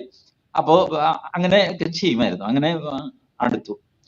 അപ്പൊ ഇവര് പരമേശ്വരൻ ചേട്ടൻ എന്നോട് പറഞ്ഞു, ഇങ്ങനെ ചിൻവാദ് പാലം എന്നുള്ള ബുക്കിന്റെ പ്രശ്നമുണ്ട്, പത്തനംതിട്ടയിൽ വലിയ പ്രശ്നമാണ്, കുറെ ചെറുതായിട്ടൊക്കെ പത്രത്തിലേക്ക് വന്നു തുടങ്ങി. അപ്പോൾ ഇങ്ങനെ അറസ്റ്റ് ചെയ്തു, അവർ ജയിലിലാണ്. അപ്പോൾ അതിന്റെ കാര്യം അവരുടെ ക്ലോസ് റിലേറ്റീവ്സോ സഭയോ ആരാണ്ടൊക്കെ നോക്കുന്നുണ്ട്. പക്ഷെ ഇതിൽ അനാഥരായി പോയ 1-2 പ്രവർത്തകരുമുണ്ട്. ഈ ബൈബിളുമായിട്ട് ദിവസവും ഓരോ വീട്ടിൽ കയറി ചെല്ലുക, എന്നിട്ട് മതം മാറണം, യേശുവിന്റെ വഴിയിലേക്ക് വരണം എന്നൊക്കെ പറയുക. ഇവന്മാർക്കിട്ടും കിട്ടി 2 അടി മുസ്ലിങ്ങളുടെ. പോലീസൊന്നും പിടിച്ചില്ല, ഇവർ ചോട്ടാക്കളാണ്, എവിടെയോ വയനാട് എവിടെയോ ഉള്ളവരാണ്. അപ്പൊ അവര് വഴിയാധാരമായി, വയനാട്ടിലേക്ക് പോകാനും വയ്യ, ഇവിടെ നിന്ന് ആ തല്ലും കിട്ടും, ഏതോ സുഹൃത്തിന്റെ വീട്ടിൽ കഴിയുന്നു, ഇങ്ങനെയൊക്കെ ആകെ പ്രശ്നത്തിലാണ്. അതുകൊണ്ട് നമുക്ക് അവിടെ പോകണം എന്ന് പറഞ്ഞ് ഞങ്ങൾ അവിടെ പോയി. തിരുവല്ലയിൽ ടൗണിൽ ഒരു ഹോളൊക്കെ, അത് ഇവരാണ് നിരീശ്വരവാദികളാണ് ബുക്ക് ചെയ്യുക. അന്ന് ഭാരതീയ യുക്തിവാദി സംഘം അങ്ങനെ ആയിരുന്നു അതിന്റെ പേരെന്ന് തോന്നുന്നു. ഏതായാലും അവിടെ പ്രസംഗിക്കാനായിട്ടാണ് ഞാൻ സി രവിചന്ദ്രനെ ആദ്യം കാണുന്നത്. അവിടെ വെച്ചാണ് ഞങ്ങൾ പരിചയപ്പെടുന്നത്. അദ്ദേഹം ഒരുപക്ഷെ മറന്നു കാണും, എനിക്ക് ഓർമ്മയുണ്ട്. അങ്ങനെ സി രവീന്ദ്രൻ പ്രസംഗിച്ചു, ഞാൻ പ്രസംഗിച്ചു, പിന്നെ വേറെ ആരൊക്കെ പ്രസംഗിച്ചു. ഞങ്ങൾ പുസ്തകം നിരോധിക്കാൻ സമ്മതിക്കില്ല, അപ്പടി ഇപ്പടി എന്നൊക്കെ പറഞ്ഞിട്ട് ഘോരം പ്രസംഗിച്ചു. ഞങ്ങളെ ആരും ഒന്നും ചെയ്തുമില്ല. ഞങ്ങൾ തിരുവല്ലയിൽ നിന്ന് വളരെ സേഫായിട്ട് തിരിച്ചു വന്നു. എന്നിട്ട് ഹൈക്കോടതിയിൽ ഈ പുസ്തക നിരോധനം എടുത്തു കളയണം എന്നാവശ്യപ്പെട്ട് റിട്ട് പെറ്റീഷൻ ഫയൽ ചെയ്തു, പബ്ലിക് ഇൻട്രസ്റ്റ്. അപ്പോൾ ഹൈക്കോടതിയിൽ ഒരു ചട്ടം അനുസരിച്ച് ഈ പുസ്തക നിരോധനം പരിശോധിക്കണമെങ്കിൽ ഫുൾ ബെഞ്ച് വേണം, അതായത് 3 ജഡ്ജിമാർ വേണം. ബാക്കി കാര്യങ്ങളൊക്കെ സിംഗിൾ ബെഞ്ച്, ഡിവിഷൻ ബെഞ്ച്, 2 പേരുള്ള ഡിവിഷൻ ബെഞ്ചൊക്കെ മതി. പുസ്തക നിരോധനം സ്പെഷ്യലാണ്, അത് പരിശോധിക്കാൻ 3 അംഗ ബെഞ്ച് വേണം. താമസിച്ചു 3 അംഗ ബെഞ്ച് ഫോം ചെയ്ത് പിടിച്ചേക്ക് ഞങ്ങൾ വിടാതെ അതിന്റെ പിന്നാലെ നടന്ന് കുറെ കാശുമൊക്കെ ചിലവായി ഞങ്ങളുടെ പോക്കറ്റിൽ നിന്ന്. ഏതായാലും അപ്പോഴത്തേക്ക് ഇതിന്റെ ചൂടൊക്കെ പോയി, ചിൻവാദ് പാലവും പോയി, മറ്റവർക്ക് ജാമ്യം കിട്ടിക്കാണും, അവർ പോയി കാണും. ഞങ്ങൾ ഈ പ്രിൻസിപ്പിളാണ്, ഈ whether you can publish a book criticising a religion, especially Islam. കാരണം മറ്റേ ബുക്ക് നിരോധിച്ചിട്ടില്ല, ക്രിസ്ത്യാനികൾ ബഹളം വെച്ചിട്ടില്ല. ഇത് ആദ്യം ഇറങ്ങി എന്ന് പറഞ്ഞ ക്രിസ്ത്യാനികൾക്കെതിരായ, ക്രിസ്തുവിനെതിരായ ബുക്ക് നിരോധിച്ചിട്ടില്ല. അതിന്റെ പേരിൽ ക്രിസ്ത്യാനികൾക്ക് പരാതിയില്ല, അവർ ബഹളവും വയ്ക്കുന്നില്ല. കൗണ്ടറായിട്ട് എഴുതിയ പുസ്തകത്തിന്റെ പേരിൽ മുസ്ലിങ്ങൾ ബഹളം വയ്ക്കുന്നു, അത് നിരോധിച്ചിരിക്കുന്നു. അച്യുതാനന്ദൻ സർക്കാരാണ് അന്ന് 2010. ഈ കേസ് ഹിയറിങ്ങിന് വന്നു കഴിഞ്ഞപ്പോ സർക്കാർ വക്കീല് ഇല്ല, സർക്കാർ വക്കീല് വേറൊരാളിനെ, പ്രൈവറ്റ് വക്കീലിനെ ചുമതലപ്പെടുത്തിയിരിക്കുന്നു. അപ്പൊ പ്രൈവറ്റ് വക്കീൽ എനിക്ക് അറിയാവുന്ന വക്കീലാണ്. ഞാൻ ചോദിച്ചു, എന്താ വക്കീല്? എടോ, ഇത് നിരോധിക്കാൻ യാതൊരു ന്യായവുമില്ല, ഒരു മെരിറ്റും ഇല്ല. അതുകൊണ്ട് സർക്കാർ വക്കീൽ എന്നോട് പറഞ്ഞു, ഇത് എഴുന്നേറ്റ് പറയാനൊന്നും എനിക്ക് പറ്റില്ല, സർക്കാരിനെ ജസ്റ്റിഫൈ ചെയ്യാൻ പറ്റില്ല, നീ ഒന്ന് ഇത് ചെയ്യുമോ എനിക്ക് വേണ്ടിയിട്ട്. അപ്പൊ വക്കീലിന് വേണമെങ്കിൽ വേറൊരു വക്കീലിനോട് ഹാജരാവാനൊക്കെ പറയാം, that is permitted in the court. അപ്പൊ അയാൾ പറഞ്ഞു, ഞാൻ ഘോരം 4-5 വാദങ്ങളൊക്കെ പറയും, അതൊന്നും കാര്യമാക്കണ്ട, ഇപ്പൊ ഇഷ്യൂ ഒന്നുമില്ല, സർക്കാരിനെ സംബന്ധിച്ചോളം it was A law and order issue. ഇത് നിരോധിച്ചാൽ ബഹളം നിൽക്കുമെങ്കിൽ അത് നിരോധിക്കുക, ഇത് കവിഞ്ഞുള്ള ഇൻട്രസ്റ്റ് ഒന്നും സർക്കാരിന് ഇല്ല. അപ്പൊ ഞങ്ങൾ പറഞ്ഞു, അച്യുതാനന്ദൻ കമ്മ്യൂണിസ്റ്റ് ആണ്, he should have stood with freedom of expression. ഇയാൾ പറഞ്ഞു, തേങ്ങാക്കൊലയാണ്, സർക്കാരിന് വേണ്ടത് ശാന്തി സമാധാനമാണ്, ഫ്രീഡം ഓഫ് എക്സ്പ്രഷനൊക്കെ രണ്ടാമതേ വരുന്നുള്ളൂ. ഇത് നിരോധിച്ചാൽ ബഹളം നിൽക്കും, ഇത് നിരോധിച്ചു, ബഹളം നിന്നു. ഇപ്പൊ ഇനി നിരോധനം കോടതി എടുത്ത് കളഞ്ഞോട്ടെ എന്ന്. അങ്ങനെ വാദമൊക്കെ നടന്നു. സർക്കാരിന്റെ ഭാഗത്തുനിന്ന് ഈ വാദിച്ച വക്കീലിന് പ്രത്യേകിച്ചൊന്നും ഉണ്ടായിരുന്നില്ല. കോടതി പറഞ്ഞു, ഒരു മെരിറ്റും ഇല്ല ഇതിനകത്തൊന്നും, ഇതൊന്നും റിലീജിയസ് ഒഫൻസ് ആയിട്ട് എടുക്കരുത്. What is this? He has written about the history. What ever is written in the history of Islam അത് കോപ്പി ചെയ്ത് കോട്ട് ചെയ്താണ് ഈ മനുഷ്യൻ ബുക്കിൽ എഴുതിയിരിക്കുന്നത്. അത് അശ്ലീലമാണെങ്കിൽ അശ്ലീലം, നല്ലതെങ്കിൽ നല്ലത്. What ever sentence you have use അത് അതുപോലെ ഈ സാംകുട്ടി ജേക്കബ് എടുത്തിട്ട് കോട്ട് ചെയ്തിരിക്കുന്നു. എന്നിട്ട് അയാളെ നിങ്ങൾ തൂക്കിക്കയറ്റാൻ പോകുന്നു എന്നൊക്കെ പറഞ്ഞിട്ട് നിരോധനം എടുത്തു മാറ്റി. പക്ഷെ പിന്നീടും ആ ചിന്മാത് പാലം സർക്കുലേഷനിലാകുമോ? ഈ വിവാദത്തിലാവൂലല്ലോ. ഇത്തരം പുസ്തകങ്ങൾ വിവാദത്തിലായി കഴിഞ്ഞാൽ എല്ലാവരും വായിക്കും. വായിക്കുമ്പോൾ ഈ വീണ്ടും ഈ പറഞ്ഞ ടീമിന് പ്രയാസം വരും. അതൊക്കെ കൊണ്ട് അതങ്ങ് പോയി. ഞങ്ങളെ സമയത്തോളം വലിയൊരു കാര്യം സാധിച്ചു. ഫ്രീഡം ഓഫ് എക്സ്പ്രഷൻ ഞങ്ങൾ എസ്റ്റാബ്ലിഷ് ചെയ്തു എന്ന് പറഞ്ഞിട്ട് ഞങ്ങൾ പുറത്തിറങ്ങി ചായയെ കുടിച്ച് ഞങ്ങളും പിരിഞ്ഞു. ഇതാണ് ഈ നിരീശ്വരവാദവുമായിട്ട് ഞാൻ ഇടപെട്ടപ്പോൾ 295A എന്ന സാധനം എൻ്റെ തലയിൽ കയറാൻ. അപ്പൊ ബേസിക്കലി ഇതിന്റെ പ്രശ്നം മതത്തെ വിമർശിച്ചുകൂടാ എന്ന് ഇന്ത്യൻ പീനൽ കോഡിൽ എഴുതിയിരിക്കുന്നു. നേരത്തെ ഇത് 295A ആയിരുന്നു. ഇപ്പൊ അത് പുതിയ മിനിഞ്ഞാന്ന് വന്നല്ലോ, ജൂലൈ 1 മുതൽ ഭാരതീയ ന്യായ സംഹിത. അതിൽ ഇതിന്റെ നമ്പർ 299 ആണ്. 295A മാറിയിട്ട് 299A ഇല്ല 299. ഈ 295A ആകാൻ ഒരു കാരണമുണ്ട്. ഒറിജിനൽ IPCയിൽ ഈ വകുപ്പ് ഉണ്ടായിരുന്നില്ല. 295 ഉണ്ടായിരുന്നു. അതായത് ആരാധനാലയം അത് വൃത്തികേടാക്കുക, ഡിസ്ട്രോയ് ചെയ്യുക, നശിപ്പിക്കുക, ഇങ്ങനെയൊക്കെ ചെയ്ത് 2 വർഷം തടവോ പിഴയോ രണ്ടും കൂടെയോ. ഇപ്പോഴും ആരിഫ് മനസ്സിലാക്കണം, ഒരു ആരാധനാലയം നിങ്ങൾ തകർത്താലുള്ള ശിക്ഷ 2 വർഷം തടവ്, അതിന്റെ കൂടെ പിഴ. അത് പിഴ എത്രയാന്ന് പറഞ്ഞിട്ടില്ല, മജിസ്ട്രേറ്റിന്റെ യുക്തം പോലെ 1000 2000 രൂപ. അതായത് ഒരു കെട്ടിടം തകർത്തു. ഇതാണ് ഈ പലരും ബാബറി മസ്ജിദ് എന്നൊക്കെ പറഞ്ഞിട്ട് വലിയ ബഹളം വെക്കുമ്പോ ഞാൻ ആലോചിക്കാറുണ്ട്, ബാബറി മസ്ജിദ് ലീഗൽ ആംഗിളിൽ എന്താ സംഭവം എന്നറിയാമോ? ഡിസ്ട്രോയിങ് എ റിലീജിയസ് പ്ലേസസ്, അതിന് 2 വർഷത്തെ തടവ്, ഇതേ ഉള്ളൂ, വേറെ ഒന്നുമില്ല. ബാക്കി സുപ്രീം കോടതിക്ക് വേണമെങ്കിൽ കോർട്ട് ലക്ഷ്യം എന്നൊക്കെ പറഞ്ഞിട്ട് എടുക്കാം. കോർട്ട് ലക്ഷ്യത്തിന് 3 വർഷം ശിക്ഷയുണ്ട്. പക്ഷെ ഇത് പൊളിച്ചതിന് 2 വർഷമേ ഉള്ളൂ. അപ്പൊ സംഭവിച്ചത് 1924 റംഗീല റസൂൽ എന്ന് പറഞ്ഞിട്ട് ഒരു പുസ്തകം ലാഹോറിൽ ഇറങ്ങി. അതിറങ്ങാൻ കാര്യം എന്താന്ന് വെച്ചാൽ, മുസ്ലിങ്ങൾ 3 പുസ്തകം സീതയെ ടാർഗറ്റ് ചെയ്തിറങ്ങി. സീതയെ മാത്രം. സീത പതിവ്രതയല്ല, കൊളരുതാത്തവളാണ്, കണ്ടവന്റെ കൂടെയൊക്കെ പോയതാണ്, അതാണ് ഇതാണെന്നൊക്കെ പറഞ്ഞിട്ട് 3 ബുക്ക്ലെറ്റ് എന്നാണ് ഇപ്പോ ഹിസ്റ്ററിയിൽ കാണുന്നത്. ചെറിയ പുസ്തകങ്ങളായിരിക്കാം. അത് വ്യാപകമായിട്ട് വിതരണം ചെയ്തു. ഹിന്ദുക്കൾ സാധാരണ പോലെ ഒന്നും മിടിയില്ല, എന്തെങ്കിലും പറഞ്ഞിട്ട് പോട്ടെ എന്ന്. പക്ഷേ ഇതിനകത്ത് ആര്യ സമാജീസ് എന്നുണ്ടല്ല, ആര്യ സമാജ്, അതിലെ ഒരാള് റംഗീല റസൂൽ എന്ന് പറഞ്ഞ് ഉറുദുവിൽ ഒരു പുസ്തകം എഴുതി. റംഗീല എന്ന് പറഞ്ഞാൽ കളർഫുൾ, റസൂൽ തന്നെ, കളർഫുൾ റസൂൽ. ഇത് വായിച്ചു കഴിഞ്ഞാൽ ഇതിനകത്ത് ഒരു കുഴപ്പവും തോന്നുന്നില്ല. പ്രവാചകൻ ചെയ്ത കാര്യങ്ങൾ തന്നെയാണ് ഇദ്ദേഹം പറഞ്ഞിരിക്കുന്നത്. പ്രവാചകന്റെ സ്ത്രീകളുമായിട്ടുള്ള പെരുമാറ്റം, ആസ്വാദനം, ഇതൊക്കെ അല്പം പുകഴ്ത്തിക്കൊണ്ടാണ്, പ്രൈസ്വർത്തി എന്ന് പറയുമല്ല, ആ രീതിയിലാണ് ഈ പുസ്തകത്തിൽ എഴുതിയിരിക്കുന്നത്. ഇതിന് എങ്ങനെയും അർത്ഥം കൊടുക്കാം. ഇത് പുകഴ്ത്തിയതാണെന്നും പറയാം, അതല്ല ഒന്ന് ആക്കിയതാണെന്നും പറയാം. ഈ ആക്കിയതാണെന്നല്ലേ ഒരു സാധാരണ വിശ്വാസിക്ക് തോന്നുള്ളൂ. കാരണം ലോജിക്കലായിട്ട് ഇതെല്ലാം എടുത്തിട്ട് എത്ര സ്ത്രീകൾ ആരുമായിട്ട് ബന്ധപ്പെട്ടു, എത്ര പ്രായമുണ്ടായിരുന്നു, ഇതൊക്കെ ഇദ്ദേഹം എഴുതുന്നു. എന്നിട്ട് റസൂൽ മഹാനാണെന്ന് പറയുന്നു. അപ്പൊ ഇത് കളയാക്കലാണോ അതോ പുകഴ്ത്തലാണോ? എങ്ങനെയും ട്രോൾ എന്ന് പറയാം. ഇത് പ്രശ്നമായി വൻ ബഹളമൊക്കെ ആയി കഴിഞ്ഞപ്പോ ലാഹോറിലെ ലെജിസ്ലേറ്റീവ് കൗൺസിൽ കൂടിയിട്ട് അവരിത് പരിശോധിച്ചു.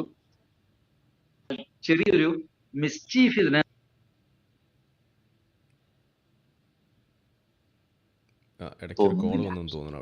ഞങ്ങളോട് ചോദിച്ചിരുന്നെങ്കിൽ.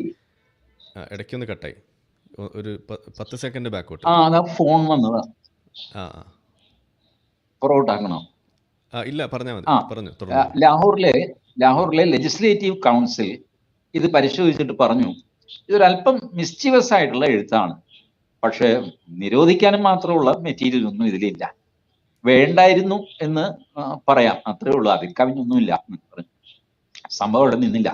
വൻ ബഹളമായി ലാഹോറിൽ, അമൃത്സറിൽ, അവിടെ ഇവിടെയൊക്കെ. ഡൽഹിയിൽ ജുമാ മസ്ജിദിൽ വലിയ യോഗം നടന്നു. അതിൽ നമ്മുടെ അലി സഹോദരന്മാരിലെ ഒരു അലി അതിൽ പ്രസംഗിച്ചു. മഹാത്മാഗാന്ധി യങ് ഇന്ത്യയിൽ എഴുതി. അതായിരുന്നു ഏറ്റവും വലിയ പ്രശ്നം. മഹാത്മാഗാന്ധി എഴുതി ഒരു സുഹൃത്ത് എനിക്കിങ്ങനെ ഒരു പുസ്തകം അയച്ചു തന്നു. ഒരു മനുഷ്യൻ എഴുതിക്കൂടാത്ത വൃത്തികെട്ട ഭാഷയിലാണ് എഴുതിയിരിക്കുന്നത്, അത് ഇതെന്ന് പറഞ്ഞിട്ട് മഹാത്മാഗാന്ധി ഷാർപ്പായിട്ട് ഇതിനെ വിമർശിച്ചു. പിന്നീട് പലരും പറയുന്നത് മഹാത്മാഗാന്ധി പ്രസംഗിക്കുക വരെ ചെയ്തു എന്നാണ്. ഇങ്ങനൊരു പുസ്തകം ഇറങ്ങിയിട്ട് മിണ്ടാതിരിക്കുകയാണോ മുസ്ലിങ്ങളെ, നിങ്ങൾ ആണത്തമില്ലേ എന്നൊക്കെ ചോദിച്ചു പോലും. എനിക്കറിയില്ല, അതൊക്കെ ഓരോരുത്തരും ഓരോ വേർഷൻ പിൽക്കാലത്ത് എഴുതുന്നതാണ്, സത്യമാകാം നുണയാകാം. ഏതായാലും ഇത് വീണ്ടും കീഴ്ക്കോടതിയിൽ സർക്കാർ കേസ് പോയി ഇയാളെ ശിക്ഷിക്കണം എന്നൊക്കെ പറഞ്ഞിട്ട് കീഴ്ക്കോടതി ഇയാളെ ശിക്ഷിച്ചു 6 മാസത്തെ തടവ്. വീണ്ടും ഇയാൾ ഹൈക്കോടതിയിൽ വന്നു. ഹൈക്കോടതി പറഞ്ഞു ഞങ്ങൾ ഇതിലൊരു മെരിറ്റും കാണുന്നില്ല. വേണമെങ്കിൽ ഒരു റിലിജിയനെ ഒഫൻഡ് ചെയ്തു എന്ന് പറയാം, പക്ഷേ റിലിജിയനെ ഒഫൻഡ് ചെയ്യുന്നത് ഒരു കുറ്റമല്ല. ശ്രദ്ധിച്ചു കേൾക്കണം. It's not an offence to criticise or ridicule a religion. Therefore we don't find any reason to punish this man എന്ന് പറഞ്ഞിട്ട് വെറുതെ വിട്ടു ഇയാളെ. അത് കഴിഞ്ഞപ്പോ വീണ്ടും വാൻ ബഹളമായി. ഈ പറഞ്ഞ അച്യുതാനന്ദൻ നിരോധിച്ചു വരും ലോ ആൻഡ് ഓർഡർ ഇഷ്യൂ ആയി. ലോ ആൻഡ് ഓർഡർ ആയി കഴിഞ്ഞപ്പോൾ പുസ്തകം നിരോധിച്ചു. അത് പറ്റില്ല, നിരോധിച്ചത് പോരാ, ഇത്തരം സംഭവങ്ങൾ ആവർത്തിക്കാതിരിക്കാൻ നടപടി വേണം. അങ്ങനെയാണ് ബ്രിട്ടീഷുകാർ 295 കഴിഞ്ഞിട്ട് ഡിസ്ട്രോയിങ് എ റിലീജിയസ് പ്ലേസ് കഴിഞ്ഞിട്ട് അഡീഷണൽ ആയിട്ട് 295A എന്ന് പറഞ്ഞിട്ട് 1927 അഡീഷണൽ വകുപ്പ് എഴുതി ചേർത്തു. അത് വെച്ചിട്ടാണ് ഇപ്പോ ആരിഫിനെ പോലെയുള്ളവരെ പോലീസ് ഭയപ്പെടുത്തുന്നത്. 295 നിങ്ങൾ ചെയ്യാറില്ല. ഏതെങ്കിലും ആരാധനാലയം തല്ലിപ്പൊളിക്കാനോ അവിടെ കയറി മൂത്രമൊഴിക്കാനോ ഒന്നും ആരും പോകാറില്ല. ബട്ട് 295A അഥവാ ഇപ്പോഴത്തെ IPC അനുസരിച്ച് 299 എന്നുള്ള കുറ്റം day in and day out നിങ്ങൾ ചെയ്തുകൊണ്ടിരിക്കുന്നു. നിങ്ങൾ രക്ഷപ്പെടാനുള്ള കാരണം മറ്റേ ആൾക്കൂട്ടം കൂടി ബഹളം വയ്ക്കുന്നില്ല എന്നുള്ളത് കൊണ്ടാണ്. അതിന്റെ ലാംഗ്വേജ്, ആ സെക്ഷന്റെ ലാംഗ്വേജ് ഞാനൊന്ന് വായിക്കാം. 295A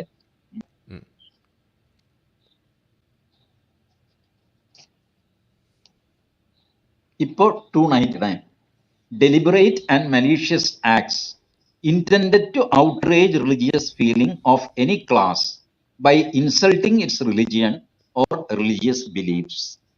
പിന്നെ താഴെ ഡീറ്റെയിൽ ആയിട്ട് എഴുതിയിട്ടുണ്ട്, അത് വായിക്കാൻ പോയാൽ കുറേ ഉണ്ട്. ഈ റിലിജിയസ് ബിലീഫ് എന്ന് വെച്ചാൽ എന്താണ്? ഇതൊരു പുലിവാലല്ലേ? Religious faith, religious belief, insulting the religion, ഇതിൻ്റെയൊക്കെ അർത്ഥം എന്താ? ഞാനിപ്പോ ഈ ടോക്കില് ഞാൻ ആരിഫിനെ ഒരു 10 തെറി അങ്ങ് വിളിക്കുന്നു. ആരിഫ് അക്ഷോഭനായിട്ടിരിക്കുന്നു. എല്ലാവരും പറയുന്നു ആരിഫെ തന്നെ ഇൻസൾട്ട് ചെയ്തിട്ട് താൻ എന്താ മിണ്ടാതിരിക്കുന്നത്? ആരിഫ് പറയുന്നു എനിക്കതൊരു കുഴപ്പവും തോന്നിയില്ല, അയാൾ എന്തെങ്കിലും പറഞ്ഞിട്ട് പോട്ടെ. അപ്പോ ഒരാളെ ഇൻസൾട്ട് ചെയ്തോ ഇല്ലെന്നൊക്കെ ഡിസൈഡ് ചെയ്യുന്നത് ആ മനുഷ്യനും കൂടെ ചേർന്നിട്ടാണ്. ഇവിടെ അങ്ങനെയല്ല. റിലിജിയനെ ഇൻസൾട്ട് ചെയ്തു എന്ന് ആ റിലിജിയൻ ഫോളോ ചെയ്യുന്ന ആളുകൾക്ക് തോന്നി അവര് ബഹളം വെച്ച് കഴിഞ്ഞാൽ പോലീസ് കേസെടുക്കും. ബഹളം വെച്ചില്ലെങ്കിൽ എടുക്കുകയില്ല. ഞാനിപ്പോ എന്റെ പേരിൽ ഒരു 153A ഉണ്ട്, അത് ബഹളം വെച്ചെടുത്തതാ. പക്ഷെ വേറൊരു 153A എന്ന് പറഞ്ഞ് ബഹളം നടന്നു. അന്ന് ആള് കുറവായിരുന്നു, 20 പേര് പോപ്പുലർ ഫ്രണ്ടുകാരാണ്. അവര് വടക്കംപറവൂർ പോലീസ് സ്റ്റേഷനിലേക്ക് മാർച്ച് ചെയ്തു. TG മോഹൻദാസിനെ ഉടൻ അറസ്റ്റ് ചെയ്യണം എന്നൊക്കെ പറഞ്ഞു. പോലീസുകാർ പറഞ്ഞു പോ, അയാൾ അങ്ങനെ ചെയ്തിട്ടൊന്നുമില്ല. കാരണം ഇവർ 20 പേരേ ഉള്ളൂ. 2000 പേരുണ്ടായിരുന്നു എന്ന് വെച്ചോ. അന്ന് രാത്രി കൊച്ചിയിൽ വന്ന് പറവൂർ പോലീസ് എന്നെ പൊക്കും. പറവൂർ ഞാൻ നടത്തിയ ഒരു പ്രസംഗമാണ് പ്രശ്നം. എന്നെ പൊക്കും. കാരണം 2000 പേര് അല്ലെങ്കിൽ 20,000 പേര് കൂടിക്കഴിഞ്ഞാൽ SP വിളിക്കും, സ്റ്റേറ്റ് പോലീസ് ചീഫ് വിളിക്കും. എന്താ അവിടെ പ്രശ്നം, എന്താ ചെയ്യുന്നത്? സാർ മോഹൻദാസിനെ അറസ്റ്റ് ചെയ്യണം. ശരി, അറസ്റ്റ് ചെയ്ത അകത്തില് സാർ കിളവനാണ്, തട്ടിപ്പും കേട്ടോ, മരുന്നും മന്ത്രമൊക്കെ ആയിട്ട് നിൽക്കുക. എന്തു ആയിക്കോട്ടെ, അയാളെ പൊക്കിയാൽ ഇത് ക്ഷമിക്കുമെങ്കിൽ നിങ്ങൾ പൊക്ക്. ഇതാണ് പോലീസിന്റെ, ആൻഡ് റൈറ്റ്ലി സോ കേട്ടോ. കാരണം അവരെ സംബന്ധിച്ചോളം ഈ ലോ ആൻഡ് ഓർഡർ ഇതൊന്നും നടത്തിക്കൊണ്ട് പോകണ്ടേ ഈ പരിപാടി. ഈ 10,000-20,000 പേര് കൂടി ബഹളം വെച്ചാൽ എന്ത് ചെയ്യും? അവരുടെ ആവശ്യം അങ്ങ് നിറവേറ്റി കൊടുക്കും. ആരിഫിനെ അറസ്റ്റ് ചെയ്യണം, ആരിഫിനെ അറസ്റ്റ് ചെയ്യും. മോഹൻദാസിനെ അറസ്റ്റ് ചെയ്യണമെങ്കിൽ മോഹൻദാസിനെ അറസ്റ്റ് ചെയ്യും. എന്നിട്ട് ഇതിന്റെ ശിക്ഷയോ 3 വർഷമേ ഉള്ളൂ. 3 വർഷം തടവ്, പിന്നെ പിഴ. അത് മജിസ്ട്രേറ്റ് തീരുമാനിക്കുന്ന പിഴ. ഇതാണ് സാധനം. ശരിക്ക് പറഞ്ഞാൽ സ്റ്റേഷൻ ജാമ്യം കൊടുക്കേണ്ട കേസ് 3 വർഷമോ അതിൽ താഴെയാണ് ശിക്ഷയെങ്കിൽ സ്റ്റേഷൻ ജാമ്യം കൊടുക്കണം എന്നാണ്. നോൺ ബെയിലബിൾ എന്നും ബെയിലബിൾ എന്നും 2 കാറ്റഗറി ഉണ്ടല്ല. അതിൽ ബെയിലബിളിലാണ് ഇത് വരേണ്ടത്, പക്ഷേ ഇത് നോൺ ബെയിലബിൾ ആണ്. മജിസ്ട്രേറ്റിന് മുമ്പിൽ ഹാജരാക്കുക.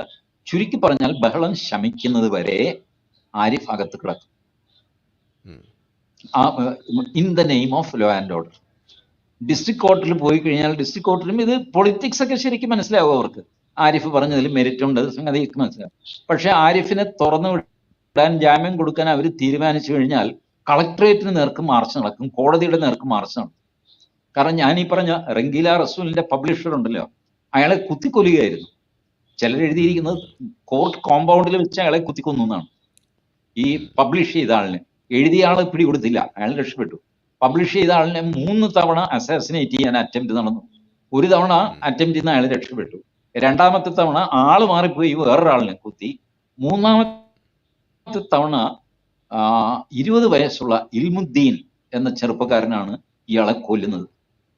ആ ഇൽമുദ്ദീനെ തൂക്കിക്കൊന്നു കഴിഞ്ഞപ്പോൾ ഇൽമുദ്ദീനെ ദിവ്യനായിട്ട് മുസ്ലിങ്ങൾ പ്രഖ്യാപിച്ചു. ഈ പബ്ലിഷർ ആണെങ്കിൽ മോശക്കാരനൊന്നുമല്ല. ഞാൻ പറഞ്ഞില്ലേ, എക്സ്ട്രാ മാരിറ്റൽ റിലേഷൻഷിപ്പ് ഒക്കെയുള്ള, പച്ചയ്ക്ക് സെക്സ് ഉള്ള മാരീഡ് ലവ് എന്ന് പറഞ്ഞൊരു ഇംഗ്ലീഷ് പുസ്തകം ഉറുദുവിലാക്കി പബ്ലിഷ് ചെയ്ത ആളാണ് ഈ മനുഷ്യൻ. ഹി വാസ് എ ഡയറിങ് മാൻ. അത് കഴിഞ്ഞിട്ട് അദ്ദേഹം മരിച്ചു ഒരുപാട് വർഷം കഴിഞ്ഞിട്ട് എന്താ ഇന്റർനാഷണൽ പബ്ലിഷർക്കുള്ള അവാർഡോ അങ്ങനെ എന്തോ ഒക്കെ കൊടുത്തു അങ്ങർക്ക്, പോസ്റ്റ്മസ്. മരിച്ച അങ്ങനെ ഇതൊന്നും അറിയുന്നില്ല, പണ്ടേ മരിച്ചുപോയി, കൊന്നുകളഞ്ഞല്ല. അപ്പോ ഇങ്ങനെയാണ്. ഇതുപോലെ ആരിഫിനെ തന്നെ പോലീസ് അഡ്വൈസ് ചെയ്യും, ആരിഫ് നിങ്ങൾ ജാമ്യത്തിന് പോലും ശ്രമിക്കുന്നത്, പുറത്തിറങ്ങിയാൽ നിങ്ങൾ കൊല്ലപ്പെടും, അകത്ത് കിടക്കുന്നതാണ് നിങ്ങൾക്ക് സേഫ്. കോടതിയിലും ഇവര് അൺഒഫീഷ്യലി പറയും, it is safe to keep this man inside, not outside. His life is in danger, your lordship please understand the situation. ഇങ്ങനെയൊക്കെ പറഞ്ഞു കഴിയുമ്പോൾ പിന്നെ കോടതിയും ശരി അവനെ ഇപ്പൊ പുറത്ത് വിടണ്ട, അകത്ത് കിടക്കട്ടെ എന്ന്, ഇങ്ങനെ അകത്ത് കിടക്കും. സോ വന്നും പോയും ഇപ്പോ IPC 299 ഒഫൻസ് ആണോ എന്ന് തീരുമാനിക്കുന്നത് ഒരാൾക്കൂട്ടവും അതിന്റെ വലിപ്പവുമാണ്. This cannot be. ഒരു സിവിലൈസ്ഡ് സൊസൈറ്റി ഇത് അംഗീകരിച്ചുകൂടാ. ലോ ആൻഡ് ഓർഡറിന്റെ പേരിൽ എന്തും ഈ നാട്ടിൽ ചെയ്യാമെന്ന് വന്നു കഴിഞ്ഞാൽ അത് ശരിയല്ല. ഞാനൊരു വലിയ പോക്രിയാണ്, ഫോർട്ട് കൊച്ചി ഭാഗത്ത് വലിയ ഗുണ്ടയാണ്. 10-200 ആൾക്കാരും കട്ടായന്മാരും എന്തെല്ലാം ഉണ്ട്, കാശും ഉണ്ട്. ഇങ്ങനെയൊക്കെ എനിക്ക് വാഴാൻ പറ്റുമോ ഈ നാട്ടിൽ? എന്നെ തൊട്ട് കഴിഞ്ഞാൽ ഇവിടെ കലാപം നടക്കും, ഫോർട്ട് കൊച്ചി കത്തും, മട്ടാഞ്ചേരി ദഹിക്കും എന്നൊക്കെ പറഞ്ഞ് ഞാൻ പേടിപ്പിച്ച് നിർത്തിയാൽ ലോ ആൻഡ് ഓർഡർ ശരി, അയാളെ ഒന്നും ചെയ്യണ്ടപ്പാ, അയാൾ അവിടെ ഇരുന്നോട്ടെ എന്ന് വിചാരിക്കുക. It cannot be. അതുകൊണ്ട് ആൾക്കൂട്ടത്തിന്റെ തീരുമാനത്തിന് വിടേണ്ട കാര്യങ്ങളല്ലായിരുന്നു. മതങ്ങൾ വിമർശിക്കപ്പെടണം. അതിന്റെ ഈ പറഞ്ഞ പോലെ if you want to communicate, use good language. ഞാൻ എൻ്റെ വീഡിയോയിൽ പറഞ്ഞ പോലെ അനുദ്വേഗകരമായ വാക്യങ്ങൾ കൊണ്ട് ക്രിട്ടിസൈസ് ചെയ്യുക. ഞാൻ കണ്ടിട്ടുള്ള ഏറ്റവും ഭംഗിയായ ക്രിറ്റിസിസം, ശ്രീകൃഷ്ണയാണ് ഒരാൾ ക്രിട്ടിസൈസ് ചെയ്യുന്നത്. ഹരിയാനക്കാരൻ സുരീന്ദർ ശർമ്മ, ഹാസ്യ കവിയാണ്. ആരിഫ് ഒരു പക്ഷെ കണ്ടിട്ടുണ്ടോ എന്ന് അറിഞ്ഞുകൂടാ. ഹരിയാൻവി കലർന്ന ഹിന്ദിയിലാണ് അദ്ദേഹത്തിന്റെ സംസാരമൊക്കെ. നല്ല അസാമാന്യ തമാശക്കാരനാണ് അദ്ദേഹം. ശ്രീകൃഷ്ണനെ വിമർശിച്ച് കവിത എഴുതി ചൊല്ലി ഇപ്പോഴും യൂട്യൂബിൽ കിടപ്പുണ്ട്. ഈ രാധ കൃഷ്ണനെ കാണുന്നതായിട്ടാണ് ഇദ്ദേഹം വിഷ്വലൈസ് ചെയ്യുന്നത്. ഈ കൃഷ്ണന്റെ ശ്രദ്ധ, കൃഷ്ണൻ ഒരുപാട് കല്യാണം കഴിച്ചു, പക്ഷെ ഏറ്റവും അധികം സ്നേഹിച്ച രാധയെ മാത്രം കല്യാണം കഴിച്ചില്ല. കൃഷ്ണന് ഒരു തടസ്സം ഉണ്ടായിരുന്നില്ല രാധയെ കല്യാണം കഴിക്കാൻ, ഒരു തടസ്സവും ഇല്ല. ബട്ട് ചെയ്തില്ല. രുക്മിണിയെ തട്ടിക്കൊണ്ടുപോയതുപോലെ ഓടിച്ച് കുതിരപ്പുറത്ത് കയറിയിട്ട് രുക്മിണിയെ കല്യാണം കഴിച്ചു. രാധ പാവം ആ വൃന്ദാവനത്തിൽ പെട്ടുപോയി. ഈ സിറ്റുവേഷനാണ് ഈ മനുഷ്യൻ ക്രിട്ടിസൈസ് ചെയ്യുന്നത്. രാധ ആദ്യം കൃഷ്ണനെ ദ്വാരകാധീശ് എന്ന് വിളിക്കുന്നു. അപ്പൊ ദ്വാരകാധീശ് എന്ന് വിളിച്ചപ്പോൾ കൃഷ്ണൻ മുഖം താഴ്ത്തി, കണ്ണിൽ വെള്ളം നിറഞ്ഞു. കാരണം രാധയുമായിട്ടുള്ള ബന്ധം എന്നേക്ക് അവസാനിച്ചു എന്ന് ആ വിളിയിൽ നിന്ന് മനസ്സിലാവുന്നു. എന്നിട്ട് ഇദ്ദേഹം പറയുന്നതാണ്, ഒരു മനുഷ്യന്റെ പേര് അജയ് കുമാർ എന്നാണെന്ന് വിളിക്കുക. വീട്ടിൽ അവനെ അമ്മ വിളിക്കുന്നത് അപ്പു എന്നാണ്. ഒരു ദിവസം വൈകുന്നേരം ഇവൻ പുറത്തുനിന്ന് വന്ന് കഴിയുമ്പോൾ അമ്മ വിളിക്കുന്നു, അജയകുമാറെ ഇവിടെ വാ എന്ന് പറഞ്ഞാൽ അജയകുമാറിന്റെ ഹൃദയം തകർന്നു പോകും. അമ്മ അവനെ ഉപേക്ഷിച്ചു എന്നാണ് അതിനർത്ഥം. അമ്മയുടെ പ്രിയപ്പെട്ട അപ്പുവിനെ അമ്മ ഉപേക്ഷിച്ചിരിക്കുന്നു. ഇതുപോലെയാണ് സീത രാധ കൃഷ്ണനെ ദ്വാരകാധീശ് എന്ന് വിളിക്കുന്നു, ദ്വാരകയിലെ രാജാവേ എന്ന് വിളിക്കുന്നു. കഴിഞ്ഞില്ല അവരുടെ പ്രണയം. എന്നിട്ട് ആ കവിത ഇങ്ങനെ ഡെവലപ്പ് ചെയ്യുന്ന ഞാൻ സംസാരിച്ചു വന്നു കഴിഞ്ഞാൽ അതങ്ങ് നീണ്ടുപോകും. Anyway, he was criticising Krishna in a beautiful manner in which any devotee will feel that there is a merit in this. ഈ മനുഷ്യൻ പറയുന്നത് ന്യായമല്ലേ? ഇത്രയും പേരെ കല്യാണം കഴിച്ച കൃഷ്ണൻ എന്തുകൊണ്ട് രാധയെ കല്യാണം കഴിച്ചില്ല? ജീവിതകാലം മുഴുവൻ അവന് വേണ്ടി ഒഴിഞ്ഞു വെച്ചവൾ, ചെറുപ്പം മുതൽ അവനെ പിന്തുടർന്നവൾ, അത് ഇതൊക്കെ. അപ്പൊ ഏത് വിശ്വാസിക്കും തോന്നും ഒരു മെരിറ്റ് ഉണ്ട് കേട്ടോ ഈ പറയുന്നതിൽ എന്ന് തോന്നും. സമ്മതിക്കൊന്നുമില്ല, പക്ഷെ ഉള്ളിൽ തോന്നും. This is one way of doing the criticism. അതല്ലെങ്കിൽ ഈ പറയുന്ന പോലെ ചുമ്മാ പറയേണ്ടത് അങ്ങ് പറഞ്ഞിട്ട് പച്ചയായിട്ട് പറയുകയൊക്കെ ചെയ്യാം. അതിന്റെ കോൺസിക്വൻസ് എന്താണോ അത് ഉണ്ടാകും. ജനറലി ഹിന്ദു സമൂഹം അങ്ങനെ. Yes sir. അല്ല, പറഞ്ഞു വരികയായിരുന്നു, അത് ഇപ്പോഴത്തെ ഒരു സാഹചര്യത്തിൽ ആളുകൾ വിമർശനത്തിൻ്റെ ഒരു കാലികമായ രീതി അവർ കൈക്കൊള്ളുകയാണ്. ആ ഭാഷ പോലും ആ കാലികമായ ഭാഷ ഉപയോഗിക്കുന്നു എന്നുള്ളതാണ് ഇപ്പോൾ നമ്മൾ കണ്ടുവരുന്നത്. പ്രത്യേകിച്ച് ഇപ്പോഴത്തെ ഒരു യങ് ജനറേഷനൊക്കെ മനസ്സിലാവുന്ന അവരുടെ സ്ലാങ്സ് ഉപയോഗിക്കുന്നു. ഇതൊക്കെയാണെന്ന് കണ്ടുവരുന്നത്. എനിക്ക് ഇതിൽ വന്ന കൺസേൺ എന്താണെന്നറിയാമോ? സ്ലോലി എൻ്റെ സമാജം, ഹിന്ദു സമാജം, അത് ഇസ്ലാമൈസ് ചെയ്യപ്പെടുന്നു എന്ന് ഞാൻ ഭയക്കുന്നു. തീർച്ചയായിട്ടും. കാരണം ഇസ്ലാം ബലം പ്രയോഗിച്ച് പല കാര്യങ്ങളും നേടുന്നു. അപ്പൊ പിന്നെ നമ്മളും അങ്ങനെ ബലം പ്രയോഗിച്ചാലേ കാര്യം നടക്കുകയുള്ളൂ. ഈ രീതിയിലേക്ക് പോകുന്നു. നമ്മളെ ബുദ്ധിശൂന്യരും കൊള്ളില്ലാത്തവരും ഒക്കെ ആയിട്ട് അവർ വിചാരിക്കുന്നു. എല്ലാവരും നമ്മുടെ നെഞ്ചത്തേക്ക് കയറുന്നു. നിരീശ്വരവാദി നമ്മുടെ ഹിന്ദുവിന്റെ നെഞ്ചത്തേക്ക് ഈസി ആയിട്ട് കയറാം. പൊളിറ്റീഷ്യൻസ് അവർ ഹിന്ദുവിനെ വിമർശിക്കുന്നു, ഇസ്ലാമിനെ പറ്റി ഒരു അക്ഷരം പറയുന്നില്ല. അപ്പോൾ ഇസ്ലാമിനെ പോലെ നമ്മൾ റിയാക്ട് ചെയ്യണം. ഇത് ഞാൻ ശ്രദ്ധിക്കാൻ കാര്യം ഉണ്ടായിരുന്നു. ഈ നമ്മുടെ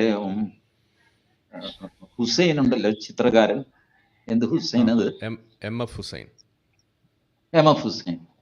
എം എഫ് ഹുസൈൻ്റെ നഗ്നചിത്രം, സരസ്വതിയുടെ നഗ്നചിത്രം, ഇത് അദ്ദേഹം വരയ്ക്കുന്നത് 1976-ലാണ്. പക്ഷെ ഈ ചിത്രം ഹിന്ദുക്കൾ എന്ന് ഞാൻ വിളിക്കാം, ബജറംഗ് ദൾ എന്നൊക്കെ പറഞ്ഞ് ഭംഗിവാക്കൊന്നും പറയണ്ട, ഹിന്ദുക്കൾ ഇവര് കീറുന്നത് 96-ലാണ്.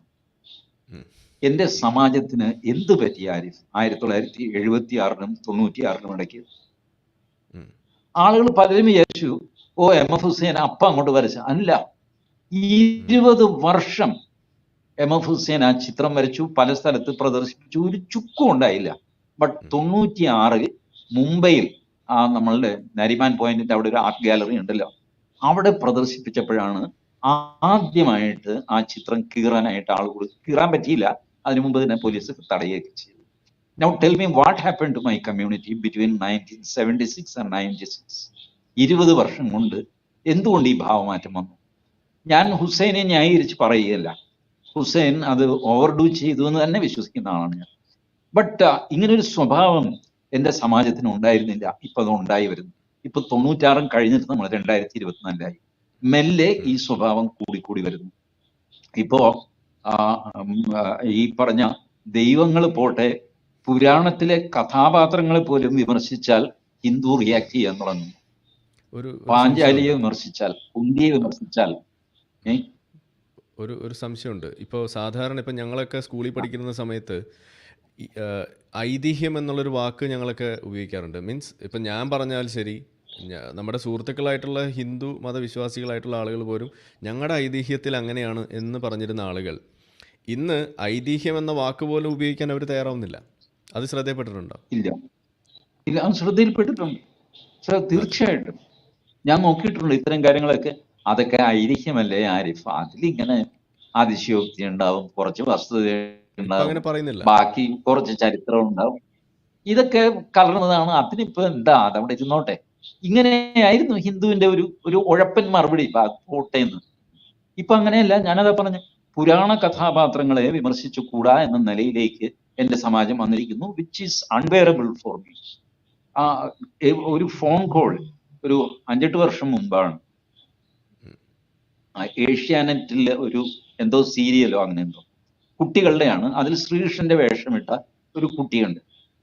ഈ കുട്ടികള് ഈ പരിപാടി കഴിഞ്ഞിട്ട് കർട്ടന് പുറകിൽ അവർക്ക് ഭക്ഷണം കൊടുത്തിരിക്കുന്നു.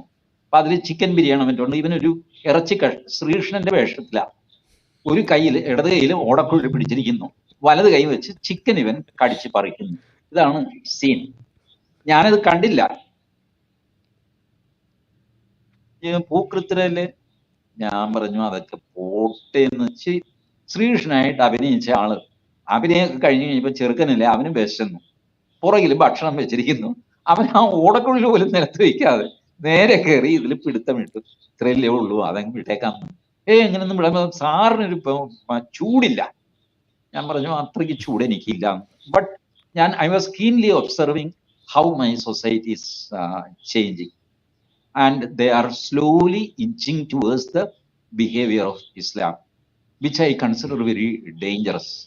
ആ പാത്ത് എടുക്കാൻ പാടില്ല. ഈ പറയുന്ന ഹിന്ദുക്കളുടെ ഈ ഗ്രീവൻസ് കറക്റ്റ് ആണ്, ഞാൻ അത് ശ്രദ്ധിച്ചിട്ടുണ്ട്. ഹിന്ദുക്കളെ മാക്സിമം ആക്രമിക്കപ്പെടുന്നത് ഹിന്ദു പുരാണങ്ങൾ, ഹിന്ദു ദൈവങ്ങൾ, ബിക്കോസ് അതിന് നോക്കാനും ചോദിക്കാനും ആരുമില്ല. ബട്ട് സ്റ്റിൽ ഞാൻ പറയും അത് ചെയ്തോട്ടെ. മുസ്ലിമിന്റെ ചെയ്യുന്നില്ല, ഞാൻ പറയും മുസ്ലിമിന്റെ ചെയ്യും. മുസ്ലിമിനെ ആക്രമിക്കുമ്പോൾ ബൗദ്ധികമായിട്ട് കേട്ടോ, ശാരീരികമായിട്ടില്ല, ബൗദ്ധിക തലത്തിൽ ഇസ്ലാമിനെ ആക്രമിക്കുമ്പോൾ നിനക്കൊരു സുഖം തോന്നേണ്ട കാര്യം എന്താ? വൈഫ് ആരിഫിനെ ആരെങ്കിലും തല്ലുമ്പോൾ ഞാൻ സന്തോഷിക്കുകയാണെങ്കിൽ അതൊരു നല്ല ബിഹേവിയർ അല്ല. ഞാൻ പറഞ്ഞു അതുകൊണ്ട് ഇസ്ലാമിനെ കൂടെ വിമർശിച്ചാൽ എനിക്ക് സുഖമാകും എന്ന് പറയുന്നത് ഒരു നല്ല കാര്യമല്ല. Wait for that, one day it will happen. You will have your own day. You can ask these questions. Why I am being singled out എന്നുള്ള ചോദ്യം ഇത് സമാജത്തിൽ വർദ്ധിച്ചു വരും. Why I am being singled out എന്നുള്ളത് നിരീശ്വരവാദികൾക്കും തോന്നും, പൊളിറ്റീഷ്യൻസിനും തോന്നും, ഇതൊക്കെ തോന്നും. ഇവരാരും ബുദ്ധിയില്ലാത്തവരൊന്നും അല്ല. പല കാരണങ്ങൾ കൊണ്ട് ഇസ്ലാമിനെ വിമർശിക്കാൻ മടിക്കുന്നത്. ഇത് ഞാൻ കമ്മ്യൂണിസ്റ്റുകാരോടും പറഞ്ഞിട്ടുണ്ട്. കമ്മ്യൂണിസ്റ്റുകാരി ഒരു സ്ത്രീ, ഞാൻ അവർ ഫേസ്ബുക്കിലൊക്കെ ഒരുപാടൊക്കെ എഴുതുന്ന ആളാണ്. അപ്പൊ ഞാൻ പറഞ്ഞു ശബരിമല അയ്യപ്പന്റെ ഒരു നഗ്ന ചിത്രം നിങ്ങൾക്ക് വരയ്ക്കാമോ, വരച്ച് ഫേസ്ബുക്കിൽ ഇടാമോ? മോഹൻദാസ് എനിക്ക് വരയ്ക്കാനുള്ള സാമർഥ്യമൊന്നുമില്ല, പക്ഷെ അറിയാവുന്ന പോലെ ഞാൻ വരച്ച് ഫേസ്ബുക്കിൽ വേണമെങ്കിൽ ഇടാം. ഞാൻ പറഞ്ഞു അതുപോലെ മുഹമ്മദ് നബിയുടെ ചെയ്യാമോ? അപ്പൊ ആ സ്ത്രീ ചോദിച്ചു എന്തിനാ ഞാൻ അങ്ങനെ ചെയ്യണ്ടേ? ഞാൻ പറഞ്ഞു അല്ല, അയ്യപ്പന്റെയും മുഹമ്മദ് നബിയുടെയും ചെയ്യാം. അല്ല അത് എന്തിനാണെന്ന്, എനിക്കിഷ്ടമുള്ള ചിത്രമല്ലേ ഞാൻ വരയ്ക്കുന്നത്, അല്ലാതെ മോഹൻദാസ് പറഞ്ഞിട്ടാണോ ഞാൻ വരയ്ക്കുന്നത്? ഇവര് മെല്ലെ ചൂടാവാൻ തുടങ്ങി. ഞാൻ പറഞ്ഞു മാഡം ചൂടാവാതെ, ഞാൻ അയ്യപ്പനെ വരയ്ക്കാമെന്ന് ചോദിച്ചു മാഡത്തിന് വലിയ ആശ്വാസമായിരുന്നല്ലോ, വലിയ സന്തോഷം. വരയ്ക്കാൻ അറിയില്ലെന്നേ ഉള്ളൂ, എന്നാലും ഞാൻ എങ്ങനെയെങ്കിലും വരച്ചിടാം എന്നൊക്കെയല്ലേ പറഞ്ഞത്. എന്താണ് അബിയെ പറ്റി ചോദിച്ച് ചൂടാകുന്നത്? മോഹൻദാസെ ഒരു കാര്യം, നമ്മൾ തമ്മിലുള്ള ഫ്രണ്ട്ഷിപ്പ് വളരെ ഡീസൻ്റ് ആയിരിക്കണം. You cannot enter in to my boundary. ഞാൻ ഏത് ചിത്രം വരയ്ക്കണം, ഞാൻ എന്ത് ഭക്ഷണം കഴിക്കണം, ഞാൻ എന്ത് വസ്ത്രം ധരിക്കണം, ഇതൊക്കെ ഞാൻ തീരുമാനിക്കുന്നു. കമ്മ്യൂണിസ്റ്റുകാരുടെ സ്ഥിരം നമ്പർ ഉണ്ടല്ലോ, ഏത് വസ്ത്രം, ഏത് ഭക്ഷണം, ഇതൊന്നും കഴിക്കാൻ ആർക്കും സ്വാതന്ത്ര്യം ഇല്ല. ആരിഫ് വെറുതെ പറയുന്നതാണ്, ഏത് ഭക്ഷണവും കഴിക്കാൻ പറ്റില്ല. ഞാനൊരു കാര്യം ചോദിക്കട്ടെ ആരിഫ്, നമ്മുടെ ബേസിക് ഭക്ഷണം ആണ് ഉപ്പ്. അയഡിൻ കലരാത്ത ഉപ്പ് എനിക്ക് ആരിഫ് ഒന്ന് വാങ്ങിച്ചു തരാമോ? എനിക്ക് അയഡിൻ കലരാത്ത ഉപ്പാണ് ഞാൻ എൻ്റെ ജീവിതത്തിന്റെ ഭൂരിഭാഗവും ഞാൻ കഴിച്ചത്. അയഡിൻ കലരാത്ത ഉപ്പാണ്. എനിക്ക് ഗോയിറ്ററും ഇല്ല, ഒരു തേങ്ങയില്ല. ഗോയിറ്റർ ഉണ്ടെങ്കിൽ അതിന് ചികിത്സയുണ്ട്, ഞാൻ ഡോക്ടറെ അടുത്ത് പോവാം. സർക്കാർ എന്നെ ചികിത്സിക്കുന്നത് എന്തിനാ? എനിക്ക് എന്ത് ചികിത്സ വേണമെന്ന് തീരുമാനിക്കാൻ എനിക്ക് അവകാശമില്ലേ? അപ്പൊ ഇല്ല എന്നുള്ളതാണ് സത്യം. അതിലൊരു കാര്യമുണ്ട്, ഞാനത് ഇതിൽ ചോദ്യമായിട്ട് ഉൾപ്പെടുത്തിയിട്ടുള്ള ഒരു സംഗതിയാണ്. ഇപ്പോൾ പല സംഭാഷണ ശകലങ്ങൾ താങ്കളുടെ ഞാൻ കേൾക്കുമ്പോഴും നമ്മളുടെ പതഞ്ജലിയുമായി ബന്ധപ്പെട്ടിട്ടുള്ള ഒരു വിഷയം വന്ന സമയത്ത് താങ്കൾ നടത്തിയ ഒരു പ്രതികരണം ഞാൻ ശ്രദ്ധിച്ചിരുന്നു. അതായത് പതഞ്ജലി, നമ്മളുടെ ബാബ രാംദേവുമായി ബന്ധപ്പെട്ടിട്ടുള്ള വിഷയം. അപ്പോൾ അതിനകത്ത് താങ്കൾ അതൊരു ആയുർവേദ, അതല്ലെങ്കിൽ ഒരു വലതുപക്ഷ സംഗതി, അതിനോടുള്ളൊരു വേട്ടയാടൽ എന്നുള്ള ഒരു ധ്വനി വരുന്ന രീതിയിലാണ് താങ്കൾ അന്ന് അവിടെ സംസാരിച്ചതായിട്ട് എനിക്കത് മനസ്സിലായത്. അതെ, ഇപ്പോൾ ആ വിഷയം നേരിട്ട് പറയുകയാണെങ്കിൽ ആ സംഭവത്തിൻ്റെ പിന്നിൽ എന്താണോ ഉണ്ടായിട്ടുള്ളത്, അതിൻ്റെ ശാസ്ത്രത്തിൻ്റെ ലെവലിൽ പറയാവുന്ന കാര്യം പറയുകയാണെന്നുണ്ടെങ്കിൽ അതിലൊരു ചെറിയ പങ്കെങ്കിലും ഉള്ളൊരു വ്യക്തിയാണ്. മീൻസ് ആ ഒരു ടീമിലെ അംഗമാണ് ഞാൻ. എന്ന് വെച്ചാൽ കോവിഡ് ഉണ്ടായിരുന്ന സമയത്ത് കോവിഡിന് ചികിത്സ കൃത്യമായിട്ട് ഇല്ലാതിരുന്നൊരു സമയത്ത് അവിടെ വാക്സിൻ എടുക്കണം എന്ന് നമ്മൾ പറഞ്ഞുകൊണ്ടിരിക്കുന്ന സമയത്ത് ഇത് കഴിച്ചാൽ, കൊറോണിൽ എന്നെങ്ങാണ്ടാണ് മരുന്നിൻ്റെ പേര് പതഞ്ജലി ലോഞ്ച് ചെയ്ത്, ഇത് കഴിച്ചാൽ മതി എന്ന് പറയുക മാത്രമല്ല, മോഡേൺ മെഡിസിൻ്റെ അലോപ്പതി എന്നാണ് അവർ ഉപയോഗിക്കുക, അലോപ്പതി മരുന്ന് കഴിക്കരുത്, അത് ദോഷം ചെയ്യും എന്ന് പറഞ്ഞുകൊണ്ട് കൃത്യമായിട്ടൊരു നിയമലംഘനം അവിടെ നടത്തുകയും ഒരു വയലേഷൻ അവിടെ ഉണ്ടായിട്ടുണ്ട് ഈ മാജിക് റെമഡീസ് ആക്ടിൻ്റെ ഭാഗമായിട്ട്. അങ്ങനെയാണ് ഇത് കോടതിയിലേക്ക് പോകുന്നത്, പരസ്യം ചെയ്തതിൻ്റെ ഭാഗമായിട്ടൊക്കെയാണ് കോടതിയിലേക്ക് പോകുന്നത്. ഇതിപ്പോൾ മറ്റ് കമ്പനികൾ ചെയ്തിട്ടില്ലെന്ന് ചോദിച്ചു കഴിഞ്ഞാൽ മറ്റ് കമ്പനികൾ പരസ്യം കൊടുത്തിട്ടുണ്ട്, മറ്റ് കമ്പനികൾ അശാസ്ത്രീയമായിട്ടുള്ള കാര്യങ്ങൾ ചെയ്തിട്ടുണ്ട്. പക്ഷേ കോവിഡ് എന്ന് പറയുന്ന ഒരു സ്പെസിഫിക് ആയിട്ടുള്ള ഒരു അസുഖത്തിൻ്റെ പേരിൽ ഇങ്ങനെ ഒരു മറ്റത് കഴിക്കരുത് എന്ന് പറയുന്ന ഒരു ആ തരത്തിലുള്ളൊരു സാധനം ഗ്രേവ് മിസ്റ്റേക്ക് ബാക്കിയുള്ള കമ്പനീസ് ചെയ്തിട്ടില്ല. അതുകൊണ്ടാണ് ബാക്കിയുള്ള കമ്പനികൾ നമുക്ക് അതിനകത്ത് പെടുത്താൻ കഴിയാത്തത്. അപ്പോൾ ഇവിടെ പതഞ്ജലി ചെയ്ത് ഈ വിഷയത്തെ താങ്കളന്ന് കണ്ടില്ല എന്ന് എനിക്ക് അന്ന് തോന്നിയിരുന്നു. ഞാൻ പിന്നെ അത് വേറെ വീഡിയോ ഒക്കെ ചെയ്യണമെന്ന് വിചാരിച്ചെങ്കിൽ പിന്നെ അതൊന്നും നടന്നില്ല. അതുകൂടാതെ ഇപ്പോൾ ഈ പറഞ്ഞ വിഷയം അയഡിൻ കാര്യം, ഇപ്പോൾ അയഡിൻ സംഗതി ആയാലും ഇപ്പോൾ പാല് കൊടുക്കുമ്പോൾ അതിനകത്ത് ഫോർട്ടിഫൈഡ് മിൽക്ക് നമ്മൾ കൊടുക്കും, അതിനകത്ത് വൈറ്റമിൻ എ വൈറ്റമിൻ ഡി ഒക്കെ ചേർക്കുന്നു. ഇപ്പോൾ ഓയിലിനകത്ത് നമ്മളിത് ചേർക്കുന്നു. ഇത് നമ്മളുടെ health care public health policy മേക്കിങ്ങിൽ വരുന്നൊരു പ്രധാനപ്പെട്ട വിഷയമാണ്. അതായത് ഹെൽത്ത് കെയർ ബേർഡൻ കുറയ്ക്കാന്നുള്ളത്. ഇപ്പോൾ നമ്മൾ പറഞ്ഞല്ലോ ഗോയിറ്ററിൻ്റെ മരുന്നുണ്ട്, പക്ഷേ ഒരു 10 ആൾ വരുമ്പോൾ അവർക്ക് ഗോയിറ്ററിൻ്റെ മരുന്ന് കൊടുക്കുന്ന ഒരു സംവിധാനം ഒരുക്കുന്നതും ഒരു ലക്ഷക്കണക്കിന് ആളുകൾ ഒരുമിച്ച് വരുമ്പോൾ ഗോയിറ്ററിൻ്റെ മരുന്ന് കൊടുക്കാൻ വേണ്ടി ഇരിക്കുന്നത് തമ്മിലുള്ളൊരു വ്യത്യാസം, അത് ഒരു നാഷണൽ ബേർഡൻ കുറയ്ക്കുക എന്നുള്ളതും കൂടിയാണ് അവിടെ ആ ഒരു കൺസിഡറേഷനായിട്ട് വരുന്നത്. അതിനാണ് ഇതിങ്ങനെ ചെയ്താൽ വളരെ പെട്ടെന്ന് കുറയ്ക്കാം എന്നൊരു ഐഡിയയുടെ പുറത്ത്, ഒരു എവിഡൻസ് ഉള്ള ഐഡിയയുടെ പുറത്ത് നമ്മളത് ചെയ്യുന്നത്. അപ്പോൾ നമ്മളിത് പറയുമ്പോൾ ആളുകൾ ചിലപ്പോൾ തെറ്റിദ്ധരിച്ചേക്കാം. അതുകൊണ്ടാണ് ഞാൻ അവിടെ തന്നെ അതൊന്ന് ക്ലിയർ ചെയ്യാമെന്ന് വിചാരിച്ചത്. അതിലെന്തെങ്കിലും ആഡ് ചെയ്യാനുണ്ടോ? ഇല്ല, അതിൽ ആഡ് ചെയ്യാനൊന്നുമില്ല. ഞാൻ പറയുന്നത് ഇത്രയേ ഉള്ളൂ. ചികിത്സിക്കാതിരിക്കാൻ എനിക്ക് സ്വാതന്ത്ര്യമുണ്ടോ? എനിക്ക് അസുഖം വന്നു, ഞാൻ തീരുമാനിക്കുന്നു എനിക്ക് ഇത്രയും പ്രായമൊക്കെ ആയി, ഇനി അങ്ങ് തട്ടിപ്പോയേക്കാം, ഇവിടെ കിടന്ന് ഈ പിള്ളേരെ ഉപദ്രവിക്കാനായിട്ട് നാട്ടുകാരെ ശല്യം ചെയ്യാൻ വീഡിയോ ചെയ്തിട്ട് ഇങ്ങനെ ജീവിക്കുന്നതിൽ അർത്ഥമില്ല, I am ready to go എന്ന് തീരുമാനിക്കാൻ എനിക്ക് സ്വാതന്ത്ര്യമുണ്ടോ? അതോ സർക്കാർ വന്നിട്ട് പറ്റില്ല, തന്നെ ചികിത്സിച്ച് അടങ്ങുള്ളൂ ഞങ്ങൾ എന്ന് പറയാൻ സർക്കാരിന് പറ്റുമോ? ഇല്ലല്ലോ. I think I believe I can refuse medicines. അതേ ലോജിക്ക് വെച്ചാണ് ഞാൻ പറയുന്നത്, നിങ്ങൾ iodise salt വിറ്റോളും, but non iodise salt ഒരാൾക്ക് കഴിക്കണമെന്നുണ്ടെങ്കിൽ അത് അവൈലബിൾ ആയിരിക്കണം മാർക്കറ്റിൽ. ഇപ്പം അതില്ല. മാത്രമല്ല, ഇത് ചലഞ്ച് ചെയ്ത് സാധനം സുപ്രീം കോടതി വരെ പോയി. ഈ അയഡൈസ് സോൾട്ട് സുപ്രീം കോടതി ഈ അയഡൈസ് സോൾട്ട് റാറ്റിഫൈ ചെയ്യുക മാത്രമല്ല, അയഡൈസ് ചെയ്തില്ലെങ്കിൽ മായം ചേർക്കൽ നിയമം അനുസരിച്ച് നടപടി എടുക്കണമെന്നും കൂടി നിർദ്ദേശിച്ചു. അയഡൈസ് ചെയ്തില്ലെങ്കിൽ, അതായത് ഉപ്പിൽ അയഡിൻ എന്ന മായം ചേർത്തില്ലെങ്കിൽ ശിക്ഷിക്കും. ഇതാണ് അല്ല, മായമായിക്കോട്ടെ എന്തു ആയിക്കോട്ടെ, you are mixing something, unless you mix it you will be punished. ഇത് ഒരു ഞാൻ മാത്രമല്ല ആരിഫ്, ഞാൻ ഈ വിഷയം അയഡൈപ്പിന്റെ ആയതുകൊണ്ട് എനിക്ക് ഓർമ്മയുണ്ട് ഇതിലൊക്കെ സംഭവിച്ചെന്ന്. There was no scientific study, nothing. ആദ്യം 2004 ഇത് തുടങ്ങുന്നു. അന്ന് കേന്ദ്ര സർക്കാർ പറയുന്നു ഈ ഗോയിറ്റർ അഫക്റ്റഡ് ഏരിയ ഉണ്ടല്ലോ, ആ ഏരിയ ഐഡന്റിഫൈ ചെയ്യുക, എന്നിട്ട് അവിടെ ആളുകൾക്ക് ഈ അയഡൈസ് സോൾട്ട് ഫ്രീ ആയിട്ടോ അല്ലാതെ കൊടുക്കാൻ ഏർപ്പാട് ചെയ്യുക. അതല്ലാതെ ഓൾ ഇന്ത്യ തലത്തിൽ ഇത് ചെയ്യരുത്.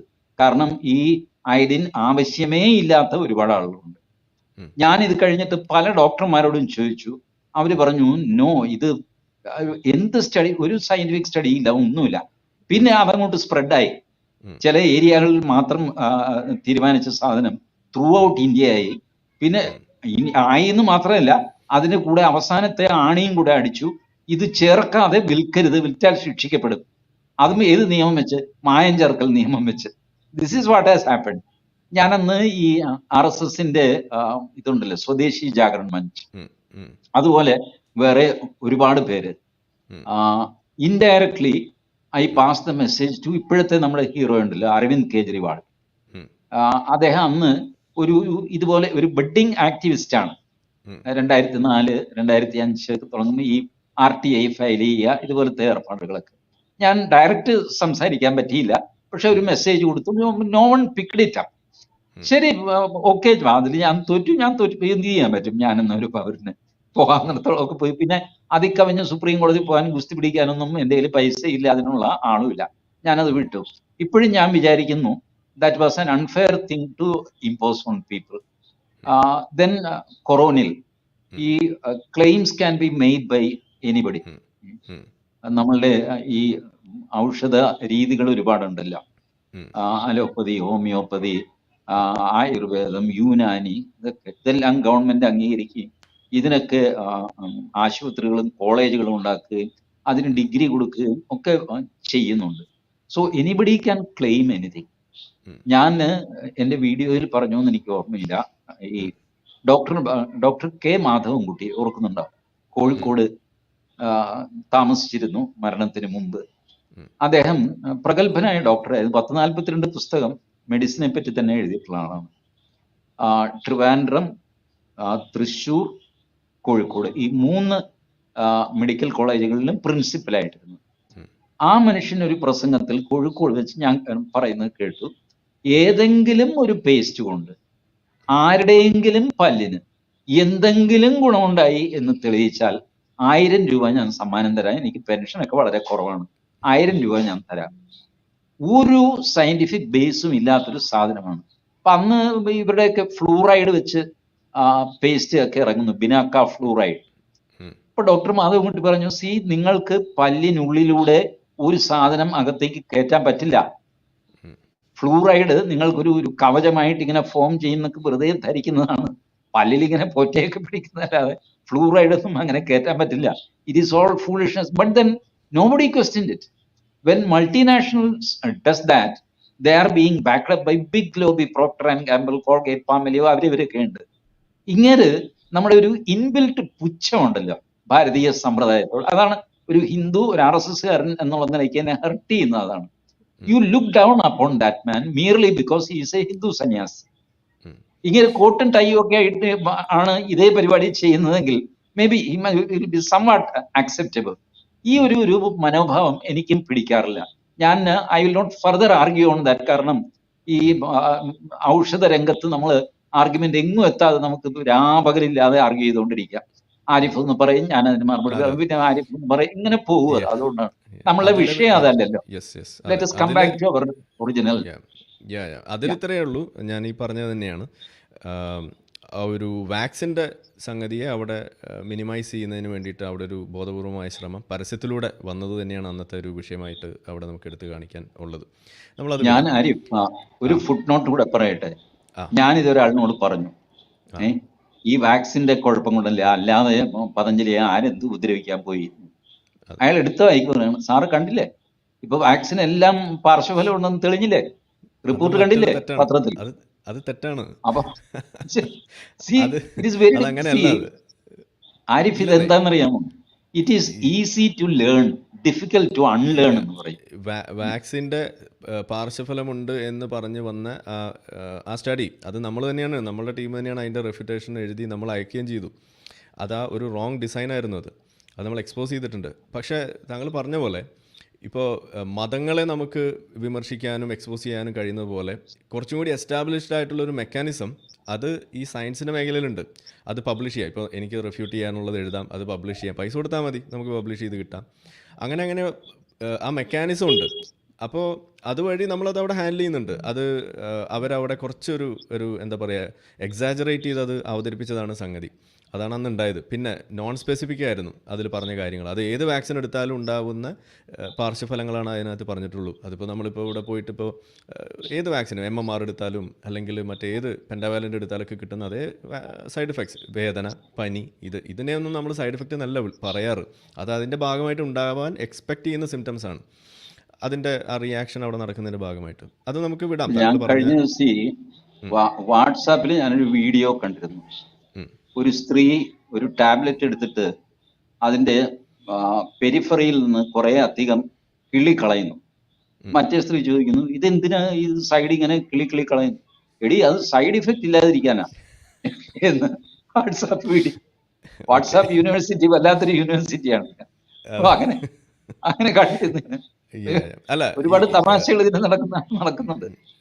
ഞാനത് അങ്ങനെ പറയാൻ കാരണം ഇപ്പം നമ്മളുടെ മേഖല എന്ന് പറയുന്നത് ഈ ഒരു മതവിമർശനം മാത്രമല്ല. ഞാൻ സത്യത്തിൽ മതവിമർശനത്തിലേക്ക് കിടക്കുന്നതിന് മുന്നേ അല്ലെങ്കിൽ നടത്തിയിരുന്നത് ഈ കപട ശാസ്ത്രങ്ങൾ, അതല്ലെങ്കിൽ ഈ ഇതര വൈദ്യങ്ങളെ പൊളിക്കുക എന്നുള്ളതാണ്. മേഖല അതായിരുന്നു. ആരിഫിനോട് സംസാരിക്കുന്നതിന് എത്രയോ മുമ്പ്, നമ്മളിപ്പോ ഈ മീറ്റിംഗ് ഒക്കെ ഫിക്സ് ചെയ്യുന്നതിന് മുമ്പ് ഒരു വർഷമെങ്കിലും ആയിട്ടുണ്ടാകും, ഞാൻ ആരാണ് ആരിഫ് എന്താണെന്നൊക്കെ ഞാൻ അന്വേഷിച്ചിരുന്നു. ജസ്റ്റ് ഫോർ ക്യൂരിയോസിറ്റി കേട്ടോ, അല്ലാതെ I was not following you, stalking you, ഞാൻ പിന്തുടർന്നു എന്നൊന്നും വിചാരിക്കരുത്. ആരെ ഈ കക്ഷി, എവിടെ, എന്താന്നൊക്കെ അന്വേഷിച്ചിരുന്നു. അപ്പൊ നിങ്ങളുടെ എസൻസ് ഗ്രൂപ്പിൽപ്പെട്ട ഒരാൾ തന്നെ എന്നോട് പറഞ്ഞു എന്നെ മാതിരിയൊക്കെയാണ് എന്ന് പറഞ്ഞു. So I know reasonably well about your background. അപ്പൊ anyway, coming back to our issue, എൻ്റെ ബേസിക് പ്രശ്നം ഈ Islamisation of Hindutva, that's a very ah, valid അത് പോയിന്റ്. അത് കയറി വന്നിട്ട് പുരാണ കഥാപാത്രങ്ങളെ, ഏ, ആ, കുന്തിയെ, അർജുനനെ, ഇവരെ പോലും വിമർശിച്ചു കൂടാ എന്നുള്ള സ്ഥിതി വന്നു. ഈ ഇതിന്റെയൊക്കെ ഫലം എന്താന്ന് വെച്ച് കഴിഞ്ഞാൽ, ഇപ്പോ MT രണ്ടാമൂഴം എഴുതി, അത് പ്രോ ഭീമസേനൻ ഒരു നോവലാണ്. എന്റെ കർണൻ എന്ന് പറഞ്ഞിട്ട് VT നന്ദകുമാർ പണ്ട് എഴുതി ഒരു വലിയ നോവൽ. അത് കർണന്റെ ഭാഗത്ത് നിന്ന് മഹാഭാരതത്തെ കാണുന്നതാണ്. അപ്പൊ ഇങ്ങനെ മഹാഭാരതത്തെയും രാമായണത്തെയും ഉപജീവിച്ച് ഒരുപാട് സാഹിത്യകൃതികൾ ഉണ്ടായിട്ടുണ്ട്. അതിൽ നിന്നുള്ള കഥയെടുത്തിട്ട് കാളിദാസന്റെ അഭിജ്ഞാന ശാകുന്തളം, അത് ഒരു പോർഷൻ ഓഫ് മഹാഭാരതമാണ്. അതെടുത്തിട്ട് കാളിദാസൻ പൊലിപ്പിച്ച് വലിയ കാവ്യമാക്കി. അപ്പോൾ നാളെ ഇങ്ങനെയൊന്നും ചെയ്യാൻ പറ്റാത്ത ഒരു അവസ്ഥ വരുമോ? ഇതാണ് എൻ്റെ പേടി. someone will feel that no, you are playing with ഇപ്പോ കുമാരനാശാന്റെ ചിന്താവിഷ്ടയായ സീത, അതില് ആശാൻ സീതയ്ക്ക് ഒരല്പം വെയിറ്റ് കൂടുതൽ കൊടുക്കുന്നുണ്ട് രാമനേക്കാൾ. രാമനെ കൊച്ചാക്കുന്നൊന്നുമില്ല, പക്ഷെ സീതയെ ഒന്ന് പൊക്കുന്നുണ്ട്. ഇതാദ്യം ചെയ്തത് കമ്പരാമായണത്തിൽ കമ്പനാണ്. സീതയെ അസാമാന്യ ഹൈറ്റിലേക്ക്, രാമനേക്കാൾ വലിയൊരു ക്യാരക്ടറായിട്ട് സീതയെ ഉയർത്തിയത് കമ്പനാണ്. കമ്പന് ശേഷം എത്രയോ നൂറ്റാണ്ട് കഴിഞ്ഞിട്ടാണ് എഴുത്തച്ഛൻ എഴുതിയത്. എഴുത്തച്ഛൻ എന്ത് ചെയ്തു? സീതയെ അങ്ങനെ നിർത്തി, പക്ഷെ രാമനെ വാനോളം അങ്ങ് പൊക്കി. ഇതൊക്കെ സാഹിത്യത്തിൽ, ഭാവനയിൽ ഒക്കെ സ്വാതന്ത്ര്യം അവരുടെ മേഖലയാണ്. അവരങ്ങനെ അങ്ങ് എഴുതും. ഇപ്പൊ രാമരാവണ യുദ്ധത്തെ പറ്റി എഴുത്തച്ഛൻ എഴുതുമ്പോ ചിത്രം വിചിത്രം വിചിത്രം വിചിത്രമേത് അത്ഭുതം അത്ഭുതം അത്ഭുതം അത്ഭുതം, രണ്ട് വാക്കുകൾ ആവർത്തിച്ച് എഴുത്തച്ഛൻ എഴുതിയിരിക്കുകയാണ്. എഴുത്തച്ഛന് അതിന്റെ സ്വാതന്ത്ര്യമുണ്ട്. അത് വായിക്കുമ്പോൾ നമുക്ക് ഒരു എന്ത് രാമരാവണ യുദ്ധത്തെ വിശേഷിപ്പിക്കാൻ വേറെ വാക്കൊന്നും നമ്മുടെ കയ്യിലില്ല. അത്ര ഭീകരമായ യുദ്ധം. ഇതിനൊക്കെയുള്ള സ്വാതന്ത്ര്യം കൊടുക്കണ്ടേ? ഇത് മുറുകി ഇസ്ലാമിൽ ശ്രദ്ധിച്ചിട്ടുണ്ടോ? ഖുറാനെ ഉപജീവിച്ചിട്ട് ആരെങ്കിലും നോവൽ എഴുതിയിട്ടുണ്ടോ? I don't think so. ഇല്ല. മുഹമ്മദിനെ പറ്റി ആരെങ്കിലും നോവൽ എഴുതുമോ? സിനിമ എടുത്ത ആൾക്കാരുടെ അവസ്ഥ അറിയാലോ. ഞാൻ ആരിഫിനോട് പറയാണ്, എല്ലാവരും പറഞ്ഞു തൊടുപുഴ ന്യൂമാൻ കോളേജിൽ ജോസഫ് സാറിന്റെ കൈ വെട്ടിയതോടെ പോപ്പുലർ ഫ്രണ്ടിന് വലിയ നാണക്കേടായി. ഒരു ചുക്കും സംഭവിച്ചില്ല. ആ വാർഡിൽ പോപ്പുലർ ഫ്രണ്ടുകാരൻ ജയിച്ചു വന്നു. കേരളത്തിൽ എൻ്റെ അറിവിൽ മുഹമ്മദ് എന്ന കഥാപാത്രം, നല്ലതോ ചീത്തയോ ആയ കഥാപാത്രം, ഒരു സിനിമയിലില്ല, ഒരു കവിതയിലില്ല, ഒരു നാടകത്തിലില്ല, ഒരു ലേഖനത്തിലില്ല, ഒരിടത്തുമില്ല. മുഹമ്മദ് അപ്രത്യക്ഷനായി. മുഹമ്മദിനെ ഭയപ്പെട്ടു തുടങ്ങി കേരളം. എന്നിട്ട് പറയുന്നു, ഞങ്ങളങ്ങ് ജോസഫ് മാഷിനെ. വാസ്തവത്തിൽ ആ മനുഷ്യനെ പിരിച്ചുവിട്ടു. കൈയും കാലും വെട്ടിയത് പോരാ, കോളേജിൽ നിന്ന് അദ്ദേഹത്തെ പിരിച്ചും കൂടെ വിട്ടു. അദ്ദേഹത്തിന്റെ ഭാര്യ ആത്മഹത്യ ചെയ്തു. എന്തെല്ലാം സഹിച്ചു ആ മനുഷ്യൻ. എന്തിന്റെ പേരിൽ? PT കുഞ്ഞുമുഹമ്മദ് എഴുതിയ വരികൾ എടുത്തിട്ട് ഈ നമ്മുടെ അനോട്ടേഷനോ കുത്ത് കോമയൊക്കെ ഇടാനായിട്ട് പിള്ളേർക്ക് കൊടുക്കുമല്ലോ, ഇതിൽ വേണ്ട സ്ഥലത്ത് കുത്ത് കോമ ഫുൾ സ്റ്റോപ്പ് ഒക്കെ ഇടുന്നു. ഇതാണ് അദ്ദേഹം ചെയ്ത മഹാപാപം. ഇതിനു വേണ്ടിയിട്ടായിരുന്നു ഈ കലാപം മുഴുവൻ. എന്നിട്ട് it was a failure by cultural Kerala, absolute. ഇപ്പോഴും ഞാനിങ്ങനെ ഇടയ്ക്കിടയ്ക്ക് ഇത് പറയുന്നതുകൊണ്ട് ഒരാൾ എന്നോട് പറഞ്ഞു, മുഹമ്മദ് എന്ന് പേരുള്ള ഒരു കഥാപാത്രമുള്ള ഏതോ ഒരു സിനിമ ഇറങ്ങിയിട്ടുണ്ട്, അതത്ര പോപ്പുലർ ആയില്ലെന്നേ ഉള്ളൂ മോഹൻദാസ്, പക്ഷെ ഒരെണ്ണം ഉണ്ട് പറഞ്ഞു. ഞാൻ പറഞ്ഞു ശരി, വാദിച്ച് ജയിക്കാനായിട്ട് ഒരെണ്ണമെങ്കിലും ഉണ്ടെങ്കിൽ അത്രയുമായി. But generally my observation is Muhammad എന്നുള്ള പേര് അപ്രത്യക്ഷമായി നമ്മളുടെ കംപ്ലീറ്റ് ലിറ്ററേച്ചറിൽ. ഈ ഒരു very bad thing. Now imagine tomorrow if Hindus behave like this, what will happen? Hindus are majority in India. കേരളത്തിൽ കുറച്ച് ഇസ്ലാം ക്രിസ്ത്യാനിറ്റി ഉണ്ട്. കേരളം വിട്ടാൽ അങ്ങനെയൊന്നും അല്ലല്ലോ. കേരളത്തിന് മാത്രമായിട്ടൊരു ഗേറ്റ് ഇട്ട് നമുക്ക് പൂട്ടാനും പറ്റില്ല. Imagine if Hindu society behaves like this, wherein you cannot speak anything on Mahabharata or Ramayana or any character. That will be a horrible situation. അതിന്റെ സ്വാതന്ത്ര്യത്തിന് വേണ്ടിയിട്ടാണ് ഞാൻ പറയുന്നത്, take out this 299 or old 295A. It's not required in India. India is a free country. Okay, എനിക്ക് തോന്നുന്നു ഈ ഒരു തലത്തിൽ ചിന്തിക്കാൻ അത് നമ്മുടെ ഇവിടുത്തെ ഇസ്ലാം മതത്തിൻ്റെ ഭാഗത്ത് നിൽക്കുന്ന ആളുകൾക്ക് സാധിക്കില്ല എന്നാണ് ഞാൻ തറപ്പിച്ച് പറയാം. കാരണം എന്താണെന്ന് പറഞ്ഞു കഴിഞ്ഞാൽ ചേകനൂർ മൗലവിയുടെ അവസ്ഥ നമുക്കറിയാം. അതുപോലെ മറ്റ് പല ഇപ്പോൾ എക്സ് മുസ്ലിങ്ങൾ എന്നൊക്കെ പറയുന്ന ആളുകൾ മതത്തെ വിമർശിക്കുമ്പോൾ പോലും നമ്മൾ നേരിടുന്ന വിഷയം നമുക്കറിയാം. ഏത് തന്നെ ആയാലും അവിടെ അതിനെ കാണുന്നത് അത് പാടില്ല, പറയാനേ പാടില്ല എന്ന രീതി തന്നെയാണ് അവരവിടെ മുന്നോട്ട് വെക്കുന്നത്. ഇതുവരെ ആക്സെപ്റ്റ് ചെയ്തിട്ടില്ല ഒരു സ്ഥലത്ത് പോലും. നിങ്ങൾ പറഞ്ഞോളൂ, കുറച്ചെങ്കിലും പറഞ്ഞ് ആയിക്കോട്ടെ അവരുടെ രീതിയല്ലേ എന്ന് പറഞ്ഞ് മുന്നോട്ട് വന്നത് കുറച്ചെങ്കിലും നമ്മൾ നോക്കുകയാണെങ്കിൽ അഹമ്മദിയാക്കളാണ്. പക്ഷേ ഇതേ അഹമ്മദിയ മുസ്ലിംസ് അവിടെ പാകിസ്ഥാനിൽ ഈ മൈനോറിറ്റി ക്രിസ്ത്യാനികളെയും മൈനോറിറ്റി ഹിന്ദുക്കളെയും പിന്നാലെ വേട്ടയാടുന്നതിൽ അവരുണ്ട്. അതാണ് അതിൽ ഏറ്റവും വലിയ തമാശ. അവർ സ്വയം വേട്ടയാടപ്പെട്ട് നടക്കുന്ന ആളുകളാണ് ഈ സുന്നി വിഭാഗത്തിൻ്റെ.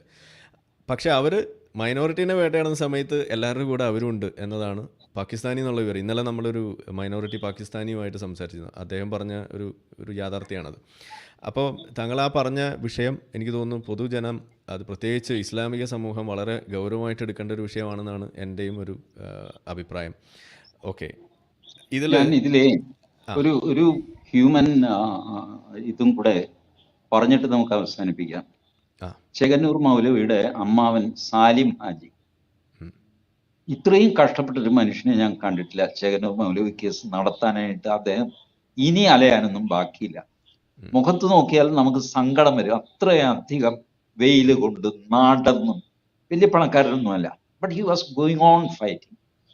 അത് കഴിഞ്ഞിട്ട് ഇതുവരെയുള്ള അതിന്റെ ഹിസ്റ്ററി കംപ്ലീറ്റ് കടലാസുകൾ വലിയൊരു കെട്ട് ഒരു സഞ്ചിയിലാക്കി എന്നെ ഏൽപ്പിച്ചു. എന്നിട്ട് പറഞ്ഞു, മോഹൻദാസ് ഈ അന്വേഷണം NIA-ക്ക് കൈമാറണം. മോഹൻദാസിന് വക്കീലന്മാരെയൊക്കെ പരിചയമുണ്ടല്ലോ. ഇത് എനിക്കറിയാം ആരിഫ്, CBI അന്വേഷിക്കുന്ന ഒരു കേസ് NIA-ക്ക് കൈമാറാൻ പറ്റില്ല അൺലെസ് വല്ല സ്ഫോടനവും രാജ്യദ്രോഹമൊക്കെ അതിനകത്ത് വന്നില്ലെങ്കിൽ സാധ്യമല്ല. NIA CBI-ക്ക് മുകളിലുള്ളൊരു സ്ഥാപനമല്ല. രണ്ടും ഡിഫറെന്റ് ഫങ്ഷൻസ് ചെയ്യുന്നവരാണ്. ബട്ട് സ്റ്റിൽ സാലിം ഹാജി എന്ന നല്ല മനുഷ്യന്റെ തൃപ്തിക്കായിട്ട് ഞാൻ ഡൽഹിയിലെ ഒരു വക്കീലിനെ കൺസൾട്ട് ചെയ്തു. അയാൾ പറഞ്ഞു, കഥയൊക്കെ കേട്ട് എനിക്കും സങ്കടമുണ്ട് മോഹൻദാസ്, പക്ഷേ NIA അന്വേഷണം വേണമെന്ന് പറഞ്ഞിട്ടൊരു കേസ് മൂവ് ചെയ്യാൻ പറ്റില്ല.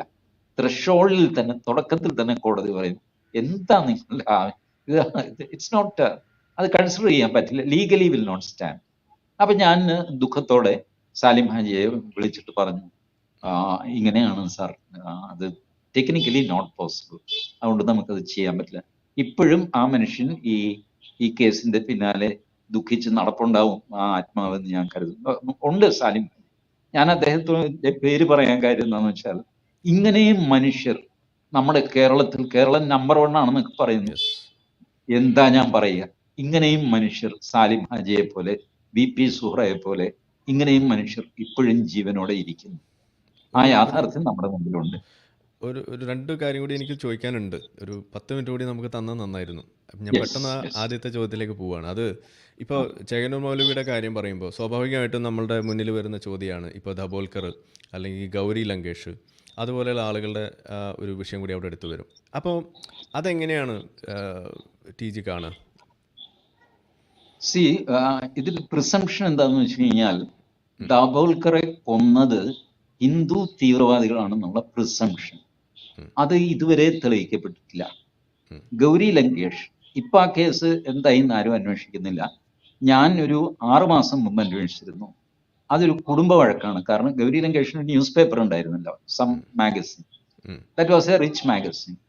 ഇത് അച്ഛൻ മരിച്ചു കഴിഞ്ഞപ്പോൾ സഹോദരനും സഹോദരിയും തമ്മിൽ വഴക്കായി, അയാളുടെ കയ്യിൽ എന്തോ തോക്കൊക്കെ, അങ്ങനെയാണ് ഗൗരി ലങ്കേഷ് കൊല്ലപ്പെടുന്നതെന്നാണ് പറയുന്നത്.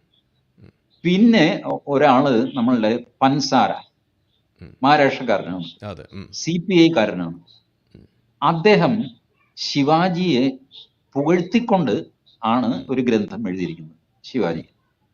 പക്ഷെ ഇത് ഇകഴ്ത്തിക്കൊണ്ടാണ് എന്ന് ധരിച്ചിട്ട് അതിന്റെ ഫസ്റ്റ് റിലീസ് നാഗ്പൂർ വെച്ചായിരുന്നു. ശിവസേനക്കാര് ബഹളം വെച്ചു. അപ്പോ ഈ പുസ്തകം റിലീസ് ചെയ്യുന്ന ആൾക്കാർ പറഞ്ഞു, നിങ്ങൾ ബഹളം വയ്ക്കാതെ വായിച്ചു നോക്ക്. He has priced Shivaji. നിങ്ങൾ അയാൾ കമ്മ്യൂണിസ്റ്റുകാരൻ ആയതുകൊണ്ട് ശിവാജിയെ ചീത്ത പറഞ്ഞോളണം നിയമമില്ല. ആ നിയമം കേരളത്തിലേ ഉള്ളൂ. കേരളത്തിലെ കമ്മ്യൂണിസ്റ്റുകാർക്ക് ശിവാജി നല്ലൊരു മനുഷ്യനായിരുന്നു എന്ന് പറഞ്ഞു കഴിഞ്ഞാൽ കുഴപ്പത്തിൽ ചാടും. മഹാരാഷ്ട്രയിൽ അങ്ങനെയല്ല. കേരളത്തിലെ കമ്മ്യൂണിസ്റ്റുകാരൻ സാവർക്കറെ ചീത്ത പറഞ്ഞോളണം, അതാണല്ലേ നിയമം. മഹാരാഷ്ട്രയിലെ കമ്മ്യൂണിസ്റ്റുകാരൻ സാവർക്കറെ ചീത്ത പറയില്ല. അതാണ് അവിടുത്തെ നിയമം. ഇതിവരെ പറഞ്ഞു ബോധ്യപ്പെടുത്തിയതിനു ശേഷം പൻസാരയുടെ പുസ്തകത്തെ ചൊല്ലി ഒരു വിവാദം ഉണ്ടായിട്ടില്ല. പൻസാരയുടെ കേസ് ഞാൻ പേഴ്സണലി എനിക്കറിയില്ല പൻസാരയുടെ കേസ് എന്തായിരുന്നു, കൽബുർഗിയുടെ കേസ് എന്തായിരുന്നു. ഇതൊക്കെ ഈ ഒരു ആ താളത്തിനങ്ങ് തീവ്ര ഹിന്ദു വിഭാഗത്തിന്റെ തലയിൽ അങ്ങ് വെച്ചു. ദാബോൾക്കറുടെ കേസിൽ ആരിഫ് നോക്ക്, ദാബോൾക്കറുടെ സ്പീച്ച് യൂട്യൂബിലുണ്ട്, പല സ്പീച്ചുകളുണ്ട് ദാബോൾക്കറുടെ. ദാബോൾക്കർ നിരീശ്വരവാദി ആയതുകൊണ്ട് മാത്രം ദാബോൾക്കറുടെ വീഡിയോ എനിക്ക് മറാഠി മനസ്സിലാവും, പറയാൻ വലിയ പ്രയാസമാണ്, പക്ഷെ മനസ്സിലാവും. ആ വീഡിയോ ഞാൻ ദാബോൾക്കർ ജീവനോടെ ഉള്ളപ്പോഴാണ് ഞാൻ ആ വീഡിയോ കാണുന്നത്. ദാബോൾക്കർ അദ്ദേഹത്തിന്റെ പ്രസംഗം തുടങ്ങുന്നത് സാവർക്കർക്കും അംബേദ്കർക്കും സ്തുതി പാടിക്കൊണ്ടാണ്. വീര വിനായക് ദാമോദർ സാവർക്കർ കി, ബാബാ സാഹേബ് ഭീംറാവ് അംബേദ്കർ കി, ഇങ്ങനെ മറാഠി സ്ലാങ്ങിലാണ് അദ്ദേഹത്തിന്റെ ഉച്ചാരണം. ഇത് പറഞ്ഞുകൊണ്ടിരുന്ന ദാബോൾക്കറിനെ എന്തിന് ഒരു ഹിന്ദു കൊല്ലണം? A man who was respecting Savarkar, respecting Ambedkar, why should we kill him merely because he is an atheist? എത്ര നിരീശ്വരവാദി ഹിന്ദുക്കൾ കൊല്ലണമായിരുന്നു. ആൻഡ് ദാബോൾക്കർ അന്ധശ്രദ്ധ നിർമാർജൻ സമിതി, ഇതാണ് അന്ധവിശ്വാസം ഈശ്വരനെതിരെ അല്ല, അദ്ദേഹത്തിന്റെ പോയിന്റ്സ് എപ്പോഴും അന്ധവിശ്വാസം ആയിട്ട് ഒരുപാട് ആചാരങ്ങൾ സംഗതികളൊക്കെ ഉണ്ടല്ലോ, ഇതിനെതിരെ ഗ്രാമാന്തരങ്ങളിൽ ക്യാമ്പയിൻ ചെയ്യുക, ഇതായിരുന്നു ദാബോൾക്കറുടെ ജോലി. ഒരു രീതിയിലും അദ്ദേഹം ഒരു ഹിന്ദു വിരുദ്ധനാണെന്നോ കൊല്ലപ്പെടേണ്ടെന്നോ, ചിലർക്കൊക്കെ ദേഷ്യം വരും, ആചാരത്തെ കുറ്റം പറയുക അത് മോശമാണെന്ന് പറയുമ്പോഴേക്കും ദേഷ്യം വരുന്നവരുണ്ടാവും. പക്ഷെ കൊല്ലാനും മാത്രമുള്ള ഒരു ശത്രുവേ ആയിരുന്നില്ല. He was friend of Hindus, Dabholkar. And then that is being because politically അത് സ്യൂട്ട് ചെയ്യുന്നു എല്ലാവരും. അതുകൊണ്ട് ഈ നമ്മളെ എന്ത് ഹാജി ഇപ്പൊ നമ്മൾ സംസാരിച്ചുകൊണ്ടിരുന്ന ചേകന്നൂർ മൗലവി, ചേകന്നൂർ മൗലവിയെ ബാലൻസ് ചെയ്യാനായിട്ട് ഡെസ്പറേറ്റ്ലി വി നീഡ് സംബഡി. അപ്പോഴാണ് മഹാരാഷ്ട്രയിൽ ദാബോൾക്കർ കിട്ടിപ്പോയടാന്ന്. അത്രയും കാലം എന്ത് വെച്ചാ ബാലൻസ് ചെയ്തുകൊണ്ടിരുന്നത്? ചേകന്നൂർ മൗലവി കൊല്ലുന്നത് 93-ലാണ്. ദാബോൾക്കർ അല്ലെങ്കിൽ ഗൗരി ലങ്കേഷ് എന്ന് പറയുന്നത് എനിവേ ഇറ്റ് ഈസ് ആഫ്റ്റർ 2000. ഈ 7 വർഷം എന്ത് വെച്ചാണ്, ആരെ കൊന്നത് വെച്ചാണ് ബാലൻസ് ചെയ്തുകൊണ്ടിരുന്നത്? So let us not jump into that. It is very clear that മുസ്ലിങ്ങൾ ഈ ഗ്രൂപ്പിൽ ഏറ്റവും വയലന്റ് ആയിട്ട് പെരുമാറുന്നത് നിർഭാഗ്യവശാൽ മുസ്ലിങ്ങളാണ്, ക്രിസ്ത്യാനികളോ ഹിന്ദുക്കളോ അല്ല. ക്രിസ്ത്യാനികൾക്കിടയ്ക്ക് ആ ഒരു സ്വഭാവം ഉണ്ടായിരുന്നു. ഈ ക്രിസ്തുവിന്റെ 6-ാം തിരുമുറിവ് എന്നൊക്കെ പറഞ്ഞൊരു നാടകം വന്നു കഴിഞ്ഞപ്പോൾ അന്ന് വലിയ ബഹളമൊക്കെ നടന്നു. അപ്പൊ അന്ന് ആ ബഹളത്തിൽ ആ നാടകം കളിക്കണം എന്നൊക്കെ പറഞ്ഞിട്ട് ആവശ്യപ്പെട്ട 2 നക്സലൈറ്റിന് ഈ ചിൻവാദ് പാലം, അവർ രണ്ടുപേരും ഹൈക്കോടതിയിൽ വക്കീലന്മാരാണ്, ഈ ചിൻവാദ് പാലം വാദിക്കാമോ എന്ന് ചോദിച്ച് ഞാനും പരമേശ്വരൻ ചേട്ടനും കൂടെ പോയി കണ്ടു. പരമേശ്വരൻ ചേട്ടൻ എന്നെ കൊണ്ടുപോയി. ഈ രണ്ടും എന്റെ ശിഷ്യന്മാരാണെന്ന്, ഞങ്ങൾ ഒരുമിച്ചാണ് അന്ന് സമരം ചെയ്തത്. മോഹൻദാസ് ധൈര്യമായിട്ടിരിക്കുന്നു. 2 പേരും റിഫ്യൂസ് ചെയ്തു. 2 പേര്, ഞാൻ പേര് പറയാത്തത് ഇപ്പോഴും അവര് ഹൈക്കോടതിയിലെ പ്രഗത്ഭന്മാരായ വക്കീലന്മാരായതുകൊണ്ടാണ്. 2 പേര്, പരമേശ്വരൻ ചേട്ടൻ മരിച്ചും പോയി പാവം. ഞങ്ങൾ 3-മതൊരു വക്കീലിനെ, ഇപ്പൊ അഡ്വക്കേറ്റ് രാംകുമാറാണ് വാദിച്ചത് ഇവർക്ക് ചിൻവാദ് പാലത്തിന്റെ. അഡ്വക്കേറ്റ് രാംകുമാർ വേറൊരു സംഘിയാണല്ലോ. അദ്ദേഹം ധൈര്യമായിട്ട് പറഞ്ഞു, എന്നെ ആരും ചുക്കും ചെയ്യാനുള്ള, നിങ്ങൾ കേസ് ഇവിടെ കൊണ്ടുപോകാം, ഞാൻ പഠിച്ചിട്ട് ഞാൻ വാദിക്കാന്ന് പറഞ്ഞു. വാദിച്ചു ജയിക്കുകയും ചെയ്തു. You need to balance something എന്ന് തോന്നിയിട്ട് കൃത്രിമമായിട്ട് ബാലൻസ് ചെയ്യരുത്. അറ്റ്ലീസ്റ്റ് നിരീശ്വരവാദികൾ അത് ചെയ്യരുത്. മറ്റവർ ചെയ്തോട്ടെ, it's political content, I can understand. ഞാനതിൽ ഗുസ്തി പിടിക്കാൻ പോകാറില്ല. ആരിഫ് ആയതുകൊണ്ടാണ് ഇത്രയെങ്കിലും ഞാൻ കേസിന്റെ കാര്യം പറഞ്ഞു. അല്ലെങ്കിൽ ഞാൻ പറയും പോയി പണി നോക്ക് എന്ന് പറയും. Because there is no meaning. Political arguments, political propaganda നിങ്ങൾക്ക് തടയാൻ പറ്റുമോ? സംശയത്തിന് മറുപടി പറയാം, ചോദ്യത്തിന് മറുപടി പറയാം, പ്രൊപ്പഗാൻഡയ്ക്ക് മറുപടി ഇല്ല Arif. You cannot reply to propaganda. That's. അവസാന ചോദ്യം, അത് താങ്കൾ പറഞ്ഞ ഒരു ആശയമാണ്. അത് BJPയും മുസ്ലിം ലീഗും തമ്മിൽ ഒരു സഖ്യം കേരളത്തിൽ രൂപീകരിക്കുന്നതുമായി ബന്ധപ്പെട്ട് താങ്കൾ പങ്കുവെച്ച ചില ചിന്തകൾ, എന്താണ് അതിൻ്റെ പിന്നിലുള്ള ചേതോവികാരം? എന്താണ് അതുകൊണ്ട് ഉദ്ദേശിക്കുന്നത്? ചുരുക്കി ഞാൻ ഉദ്ദേശിച്ചത് ഇത്രയേ ഉള്ളൂ. BJP പൊതുവെ എനിക്ക് ഇഷ്ടപ്പെട്ട പാർട്ടിയാണ്. ഞാൻ BJPയിൽ സ്ഥാനമൊന്നും വഹിക്കുന്നില്ല. BJPക്ക് വോട്ട് ചെയ്യും. അവരെ അധികാരത്തിൽ വരുന്നത് കൊള്ളാം എന്ന് വെച്ചാൽ അവരെല്ലാം പുണ്യാളന്മാരാണ് എന്നുള്ള അർത്ഥത്തിലല്ല, കൊള്ളാം. കാരണം ഒരു RSSകാരനെ ഇഷ്ടപ്പെട്ട ഒരു പാർട്ടി ഏതാണെന്ന് ചോദിച്ചാൽ BJP ഉള്ളൂ. ബാക്കിയുള്ളവരൊക്കെ RSSനെ തല്ലണമെന്നും കൊല്ലണമെന്നും പറഞ്ഞ് നടക്കുന്നവരാ. ആകെ ഇവരേ ഉള്ളൂ RSS കുഴപ്പമില്ല എന്ന് പറയുന്നവർ. അപ്പൊ അതുകൊണ്ട് അവര് അധികാരത്തിൽ വരണം. കേരളത്തിൽ അധികാരത്തിൽ വരാൻ വലിയ ബുദ്ധിമുട്ട്. കാരണം ക്രിസ്ത്യാനികളെയും മുസ്ലിങ്ങളെയും പറഞ്ഞ് വിശ്വസിപ്പിച്ച് BJP-കാരനെ വിശ്വസിക്കരുത്, അവൻ കുന്നുകളെയും മണിപ്പൂരിൽ കണ്ടില്ലേ, അഹമ്മദാബാദിൽ കണ്ടില്ലേ, ഉത്തണ്ടപൂരിൽ കണ്ടില്ലേ, അവിടെ കണ്ടില്ലേ, ഇവിടെ കണ്ടില്ലേ, ഇങ്ങനെ അങ്ങ് ഇൻഡോക്ട്രിനേറ്റ് ചെയ്യുകയാണ്.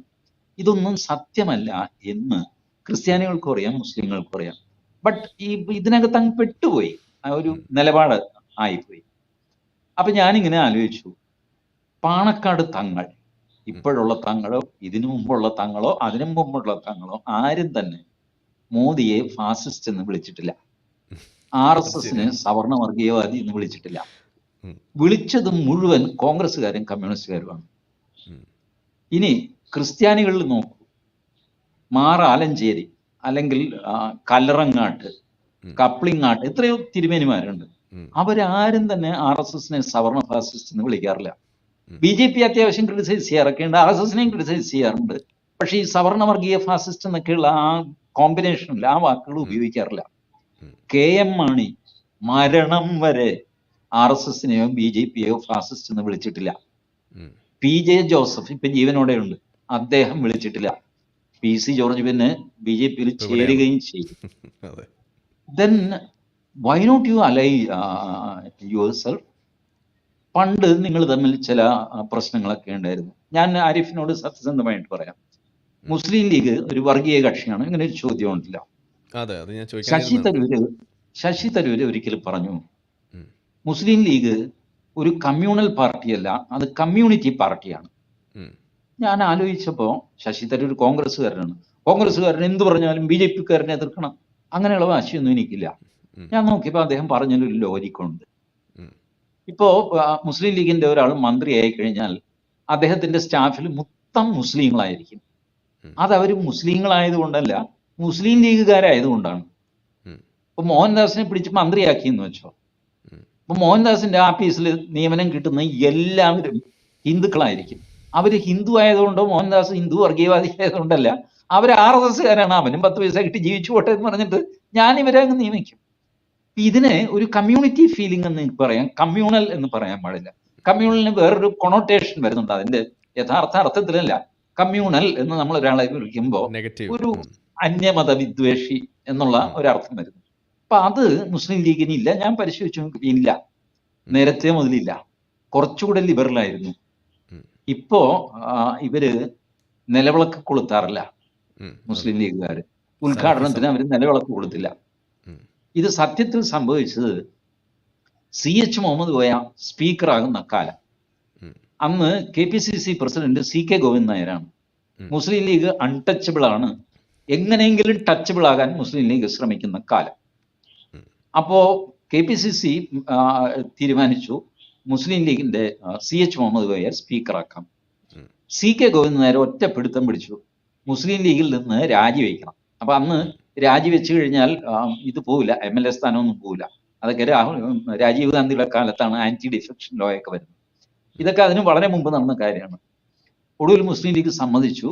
CH മുഹമ്മദ് കോയ മുസ്ലിം ലീഗിൽ നിന്ന് പ്രാഥമികത്വം രാജിവെച്ചിട്ട് സ്പീക്കറായി. ഇവിടെ മലപ്പുറത്ത് എന്ത് സംഭവിച്ചു? ഈ താടിക്കാരും തലക്കെട്ടുകാരും ഒക്കെ കൂടിയിട്ട് ഇസ്ലാമിന്റെ തൊപ്പി ഊരി നായരുടെ കാൽക്കൽ വെച്ചവനാണ് കോയ എന്ന് പറഞ്ഞ് പ്രചരണം. ഇത് മറികടക്കാനായിട്ട് CH മുഹമ്മദ് എന്ത് ചെയ്തു? ഏതോ ഉദ്ഘാടനത്തിന് പുള്ളിയെ വിളിച്ചു, പുള്ളി പറഞ്ഞു ഞാൻ വിളക്ക് കൊടുത്തില്ല, അത് ഹറാമാണെന്ന്. ബാക്കി മുസ്ലിം ലീഗുകാരെല്ലാം ഇത് വിശ്വസിച്ച് വിളക്ക് കൊടുത്തില്ല. ഇതിന് ശേഷം CH മുഹമ്മദ് കോയ പല സ്ഥലത്ത് പറഞ്ഞു, എടാ നിങ്ങൾ വിളക്ക് കൊടുത്തിക്കോ, അന്ന് ഞാൻ ഒരു നമ്പർ അടിച്ച കാരണം ഈ തലക്കെട്ടും താടിയും വെച്ചവനേക്കാൾ വലിയ ഇസ്ലാം ഞാനാണ് എന്ന് കാണിക്കാൻ വേണ്ടിയിട്ട് വിളക്ക് കൊടുത്തില്ല എന്ന് പറഞ്ഞതാണ്. ഇത് നേരിട്ട് കേട്ട ഒരാൾ എന്നോട് പറഞ്ഞു, മോഹൻദാസ് ഇതാണ് വിളക്ക് കൊളുത്തലിന്റെ രഹസ്യം. അതല്ലാതെ ഇവര് വിചാരിക്കുന്ന പോലെ ഇസ്ലാമിൽ വിളക്ക് കൊളുത്തിയാൽ ആകാശമൊന്നും ഇടിഞ്ഞു വീഴാൻ പോകുന്നില്ല, പക്ഷെ ചെയ്യുന്നില്ല. ഇപ്പൊ ഇങ്ങനത്തെ ചില കാര്യങ്ങളുണ്ട് എന്നുള്ളത് ഒഴിച്ചാൽ, ഞാൻ ആദ്യത്തെ ഇന്റർവ്യൂവിൽ ഇത് പറയുമ്പോൾ ഞാൻ ഉപയോഗിച്ച വാക്കാണ്, കേരള പൊളിറ്റിക്സിലെ തറവാടികളാണ് മുസ്ലിം ലീഗ്. ശ്രദ്ധിച്ചിട്ടുണ്ട്, അവരങ്ങനെ അങ്ങ് കൂറുമാറിയിട്ടില്ല. ഒരു തവണ അപ്പുറത്തോ ഇപ്പുറത്തോ ഒന്ന് പോയിട്ടുണ്ട് എന്നുള്ളതല്ലാതെ ജനറലി അവര് വാക്ക് പാലിക്കും, പൊതുവെ ശാന്തന്മാരാണ്, അങ്ങനെ തീവ്രവാദത്തെ പ്രോത്സാഹിപ്പിക്കുന്നവരല്ല. നമ്മൾ എന്തൊക്കെ പറഞ്ഞു കഴിഞ്ഞാൽ വലിയ പ്രസംഗമൊക്കെ നടത്തും, ബട്ട് ആ ഒരു പോപ്പുലർ ഫ്രണ്ട് ലൈനിലേക്ക് അല്ല പോകുന്നത്. പലപ്പോഴും അവർക്ക് കോംപ്രമൈസ് ചെയ്യേണ്ടി വരുന്നു ജമാഅത്തെ ഇസ്ലാമിയുമായിട്ടും പോപ്പുലർ ഫ്രണ്ടും ഒക്കെ ആയിട്ട്. കാരണം പ്രഷർ ഈസ് ടു മച്ച്. എല്ലാ പാർട്ടികളും ഇത് അനുഭവിക്കുന്നുണ്ട്. അതിനകത്ത് റാഡിക്കൽസിന്റെ പ്രഷർ അങ്ങനെ മുസ്ലിം ലീഗ് അനുഭവിക്കുന്നുണ്ട്. സോ ഈ ആശയം ഞാൻ മുന്നോട്ട് വെച്ചു. എന്തുകൊണ്ട് മുസ്ലിം ലീഗിന് ബി ജെ പിയുമായിട്ട് കൂട്ടുകൂടിക്കൂടാ? ബി ജെ പി കാശ്മീരിൽ PDP യുമായിട്ട് കൂട്ടുകൂടിയല്ലേ? തീർച്ചയായിട്ടും. അതിന്റെ 4-1 മുസ്ലിം ലീഗിന്റെ വീര്യം എന്ന് പറയുന്നത്. മറ്റേതെന്താ സാധനം? ഒരു കോമൺ മിനിമം പ്രോഗ്രാം ഉണ്ടാക്കി അവർ ഭരിച്ചു, 1.5 വർഷം മറ്റു ഭരിച്ചു. പക്ഷെ അത് ഇവരുടെ തീവ്രവാദത്തിന് ഒരു കുറവുമില്ല. അപ്പൊ പാലം വലിച്ചു. So as an experiment, why don't you try this in Kerala? If both parties are agreeable. ഇപ്പൊ അതിന്റെ പേരിൽ എന്നെ സമുദായ ഭ്രഷ്ടനാക്കി രാഷ്ട്രീയത്തിൽ നിന്ന് പുറത്തു പോകണമെന്നൊക്കെ പറഞ്ഞു കഴിഞ്ഞാൽ ആയിക്കോട്ടെ. ഞാൻ ഈ ഒരു ആശയം പറയുന്നു. ബിക്കോസ് ഒരു പൗരൻ എന്നുള്ള നിലയ്ക്ക് കാര്യങ്ങൾ ഹാർമോണിയസ് ആയിട്ട് ബഹളമില്ലാതെ നമ്മൾ അന്യോന്യം വിമർശിക്കുകയും പിടിക്കുകയൊക്കെ ചെയ്യും. പക്ഷെ കണ്ടാൽ വെട്ടിക്കൊല്ലുന്ന രീതിയിൽ ഒരു മാനസികാവസ്ഥ വരാൻ പാടില്ല ഒരിക്കലും. എതിരഭിപ്രായം ഉള്ളപ്പോൾ പോലും ആരിഫിനും എനിക്കും ഒരേ ഹോട്ടലിൽ കയറിയിട്ട് ഒരു ചായ കുടിക്കാനുള്ള ആ ഒരു മനസ്സും അംഗീകാരവും ഉണ്ടാവണം. I must accept you and you must also to that extent accept me. അതിൽ കൂടുതൽ അക്സെപ്റ്റ് ചെയ്യണ്ട. എത്ര ഞാൻ അക്സെപ്റ്റ് ചെയ്യുന്നു അത്രയെങ്കിലും എന്നെ അക്സെപ്റ്റ് ചെയ്യണ്ട. ഇങ്ങനെ ഒരു സാഹചര്യം ഉണ്ടാവണമെന്ന് ഞാൻ ആഗ്രഹിക്കുന്നു. അങ്ങനെയുള്ള ചിന്തയിൽ നിന്ന് പറഞ്ഞതാണത്. ആരും കേൾക്കാനൊന്നും പോകുന്നില്ല. ഇതൊക്കെ ഇങ്ങനെ ബധിരവിലാപം എന്ന് പറയും സംസ്കൃതത്തിൽ. ഓക്കെ, എന്തായാലും ഭാവിയിൽ സംഭവിക്കാൻ സാധ്യതയുള്ള സംഗതിയായിട്ട് തന്നെയാണ് ഞാനും അതിനെ കാണുന്നത്. എൻ്റെ ഓർമ്മ ശരിയാണെങ്കിൽ ഞാൻ എൻ്റെ മനസ്സിൽ ഇങ്ങനെ ഒരു ആശയം ഉണ്ടായിരുന്നു പണ്ട്, കുറച്ച് നാളുകൾക്ക് മുന്നേ വരെ. അങ്ങനെ ഇരിക്കുമ്പോഴാണ് താങ്കളുടെ ഈ ഒരു വാദം കേൾക്കാൻ ഇടയായത്. അപ്പോൾ ഞാൻ ആലോചിച്ചോ, അപ്പോൾ ഇതിൽ തരക്കേടില്ല എന്നിങ്ങനെ മനസ്സിൽ വന്നു. അപ്പോൾ അങ്ങനെ ഒരു ചിന്ത വന്നതുകൊണ്ടാണ് അത് എടുത്ത് ചോദിച്ചത്. പക്ഷെ അപ്പോഴും ഇപ്പോൾ ചില മുസ്ലിം ലീഗിൻ്റെ നേതാക്കൾ മതം അതിനകത്ത് വല്ലാതെ അങ്ങ് ചേർക്കുന്നൊരു പ്രവണത കാണിക്കുന്നുണ്ട്. ഇപ്പം ലീഗിൽ നിന്ന് വിട്ടുപോകുന്നവൻ ആ പാർട്ടിയിൽ നിന്നല്ല പോകുന്നത്, അവൻ മതത്തിൽ നിന്നാണ് പോകുന്നത്, ദീനിൽ നിന്നാണ് പോകുന്നത് എന്നൊക്കെ പറയുന്നത് താങ്കൾ ശ്രദ്ധിച്ചിട്ടുണ്ടാവും. അപ്പോൾ അവിടെയും ആ രീതിയിലുള്ളൊരു ഒരു ഇസ്ലാമിൻ്റെ ചട്ടക്കൂട് അവിടെ കൂടുതൽ കടന്നു വരുന്നുണ്ട്. അത് താങ്കൾ ശ്രദ്ധിച്ചിട്ടുണ്ടോ? ഉണ്ട്. കാരണം ഈ ഇസ്ലാമൈസേഷൻ ഓഫ് ഹിന്ദുസ് എന്ന് ഞാൻ പറയുന്ന പോലെ റാഡിക്കലൈസേഷൻ ഓഫ് ഇസ്ലാം അതും സംഭവിക്കുന്നുണ്ട്. നേരത്തെ ഇസ്ലാം കുറെ കൂടെ ഇപ്പൊ ഈ ബുർഖ എന്ന് പറയുന്ന വേഷം എന്റെ ചെറുപ്പത്തിലൊന്നും ഞാൻ കണ്ടിട്ടില്ല. തട്ടമിടും ഇങ്ങനെ ഒരു തുണിയാണത്. ചെവിയും കാണാം, മുടിയും കാണാം, എല്ലാം കാണാം. എന്നാൽ ഒരു തുണി ഇങ്ങനെ ഇട്ടിട്ടുമുണ്ട്. ഈ പഴയ സിനിമയിൽ ഷീലയെ ജയഭാരതിയൊക്കെ നോക്കും മുസ്ലിം വേഷം. ആ സാധനം കാശി തട്ടം എന്നൊക്കെ പറഞ്ഞിട്ടൊരു വേഷം. ദാറ്റ് വാസ് ഡീസന്റ് സിവിലൈസ്ഡ്, ഒരു പ്രശ്നം ഉണ്ടായിരുന്നു. ഇപ്പൊ അങ്ങനെയാണോ? ഇപ്പൊ ഈ വട്ടത്തിൽ എനിക്ക് വലിയ പ്രയാസം ആരിഫ്, ഇത് ആരാ ഈ പോകുന്നത്? ആമിനയാണോ ജമീലയാണോ എന്ന് എങ്ങനെ തിരിച്ചറിയുക ദൂരെന്ന്? ആമിനയെ കാണാനായിട്ട് ഞാൻ പോവുകയാണ്, ആമിനയാണ് ദൂരെ നടന്നു പോകുന്നത്, എനിക്കറിയാൻ പറ്റുന്നില്ല. മറ്റേത് അറിയാൻ പറ്റും. ഞാൻ ആമിന അവിടെ നിൽക്കുക ഒരു കാര്യമുണ്ട് പറയട്ടെ എന്ന് പറഞ്ഞ് എനിക്ക് വിളിക്കാൻ പറ്റും. ഇതിപ്പോ ആമിന ഏതാ ജമീല ഏതാന്ന് തിരിച്ചറിയാൻ പറ്റുന്നില്ല ഈ വേഷം കൊണ്ട്. അല്ല, ഇപ്പൊ നിർബന്ധം വസ്ത്രം ധരിക്കാൻ സ്വാതന്ത്ര്യമില്ല. ഉണ്ടപ്പോ കഥകളി വേഷം ധരിച്ച് നടന്നു, എനിക്കൊന്നും പറയാനില്ല. ഒരു കാര്യമുണ്ട്, അത് ആമിനയും ജമീലയും ആവണമെന്നില്ല, അത് സുകുമാരനും ആവാം. സുകുമാരനോ സുലൈമാനോ ആവാം. അപ്പൊ അത് നമ്മൾ സൂക്ഷിക്കണം. ഇതൊരു സെക്യൂരിറ്റി ത്രെട്ടാണ് ഒന്നാമത്തെ കാര്യം. അതാണ് പറയുന്നത്. തീർച്ചയായും. യെസ്, എന്തായാലും താങ്കൾ പറഞ്ഞത് ഇന്ന് വരെ അരമണിക്കൂർ ഞാൻ എക്സ്ട്രാ പറ്റിച്ച് ഞാൻ എടുത്തിട്ടുണ്ട്, അത് മാപ്പാക്കണം. എന്തായാലും അടുത്ത ദിവസങ്ങളിൽ നമുക്ക് വീണ്ടും ഇതുപോലുള്ള ചർച്ചകൾ സമയം പോലെ ആരോഗ്യമൊക്കെ അനുവദിക്കുന്നത് പോലെ നമുക്കത് തുടരാം.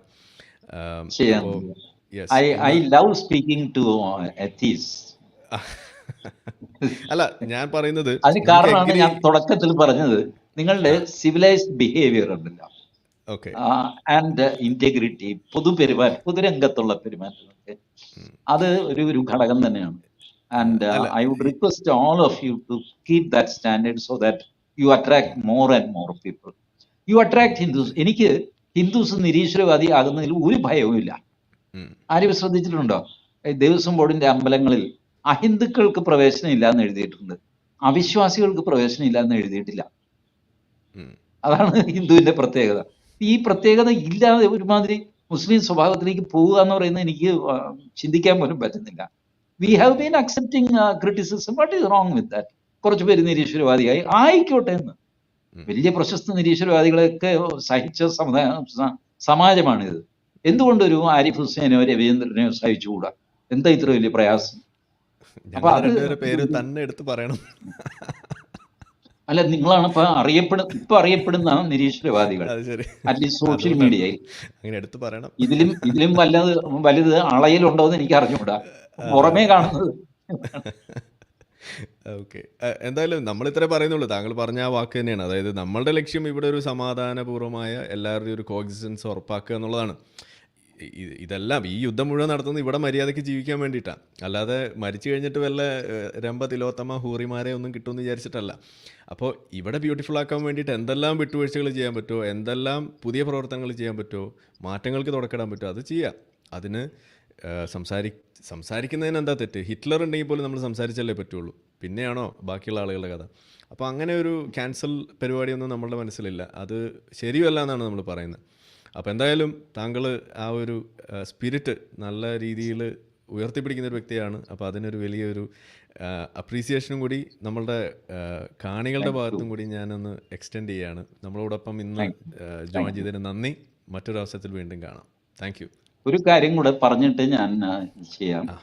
ഇൻ മൈ ടോക്ക് ആരെങ്കിലും ഞാൻ ഒഫൻഡ് ചെയ്തിട്ടുണ്ടെങ്കിൽ അതിന് ഞാൻ മാപ്പ് പറയുന്നു. ഞാനും ഒരുപാട് ശ്രമിക്കാറുണ്ട് ഈ അനുദ്വേഗകരം വാക്യം എന്നത് പാലിക്കാൻ.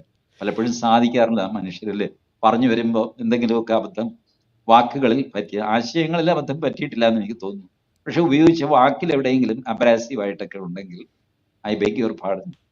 Thank you. Okay, thank you so much. Bye. Okay, അപ്പോൾ നമ്മളുടെ അതിഥി സംസാരിച്ച വിഷയങ്ങളിൽ നിങ്ങൾക്ക് നിങ്ങളുടേതായിട്ടുള്ള അഭിപ്രായങ്ങൾ കാണും. എപ്പോഴും നമ്മൾ പറയാറുള്ള കാര്യമാണ്. നമ്മളുടെ അഭിപ്രായങ്ങൾ അവരിലേക്ക് എത്തിക്കാനോ അവരെ തർക്കിച്ച് തോപ്പിക്കുക എന്നൊന്നും നമ്മളുടെ ഉദ്ദേശമില്ല. അഭിപ്രായങ്ങൾ കൈമാറുക, കോമൺ പോയിൻറ്റ്സ് കണ്ടെത്താൻ പറ്റുന്നിടത്ത് അത് കണ്ടെത്തുക, അതിൽ യോജിപ്പാണെങ്കിൽ യോജിപ്പാണെന്ന് അറിയിക്കുക, വിയോജിപ്പാണെങ്കിൽ വിയോജിപ്പാണെന്ന് അറിയിക്കുക.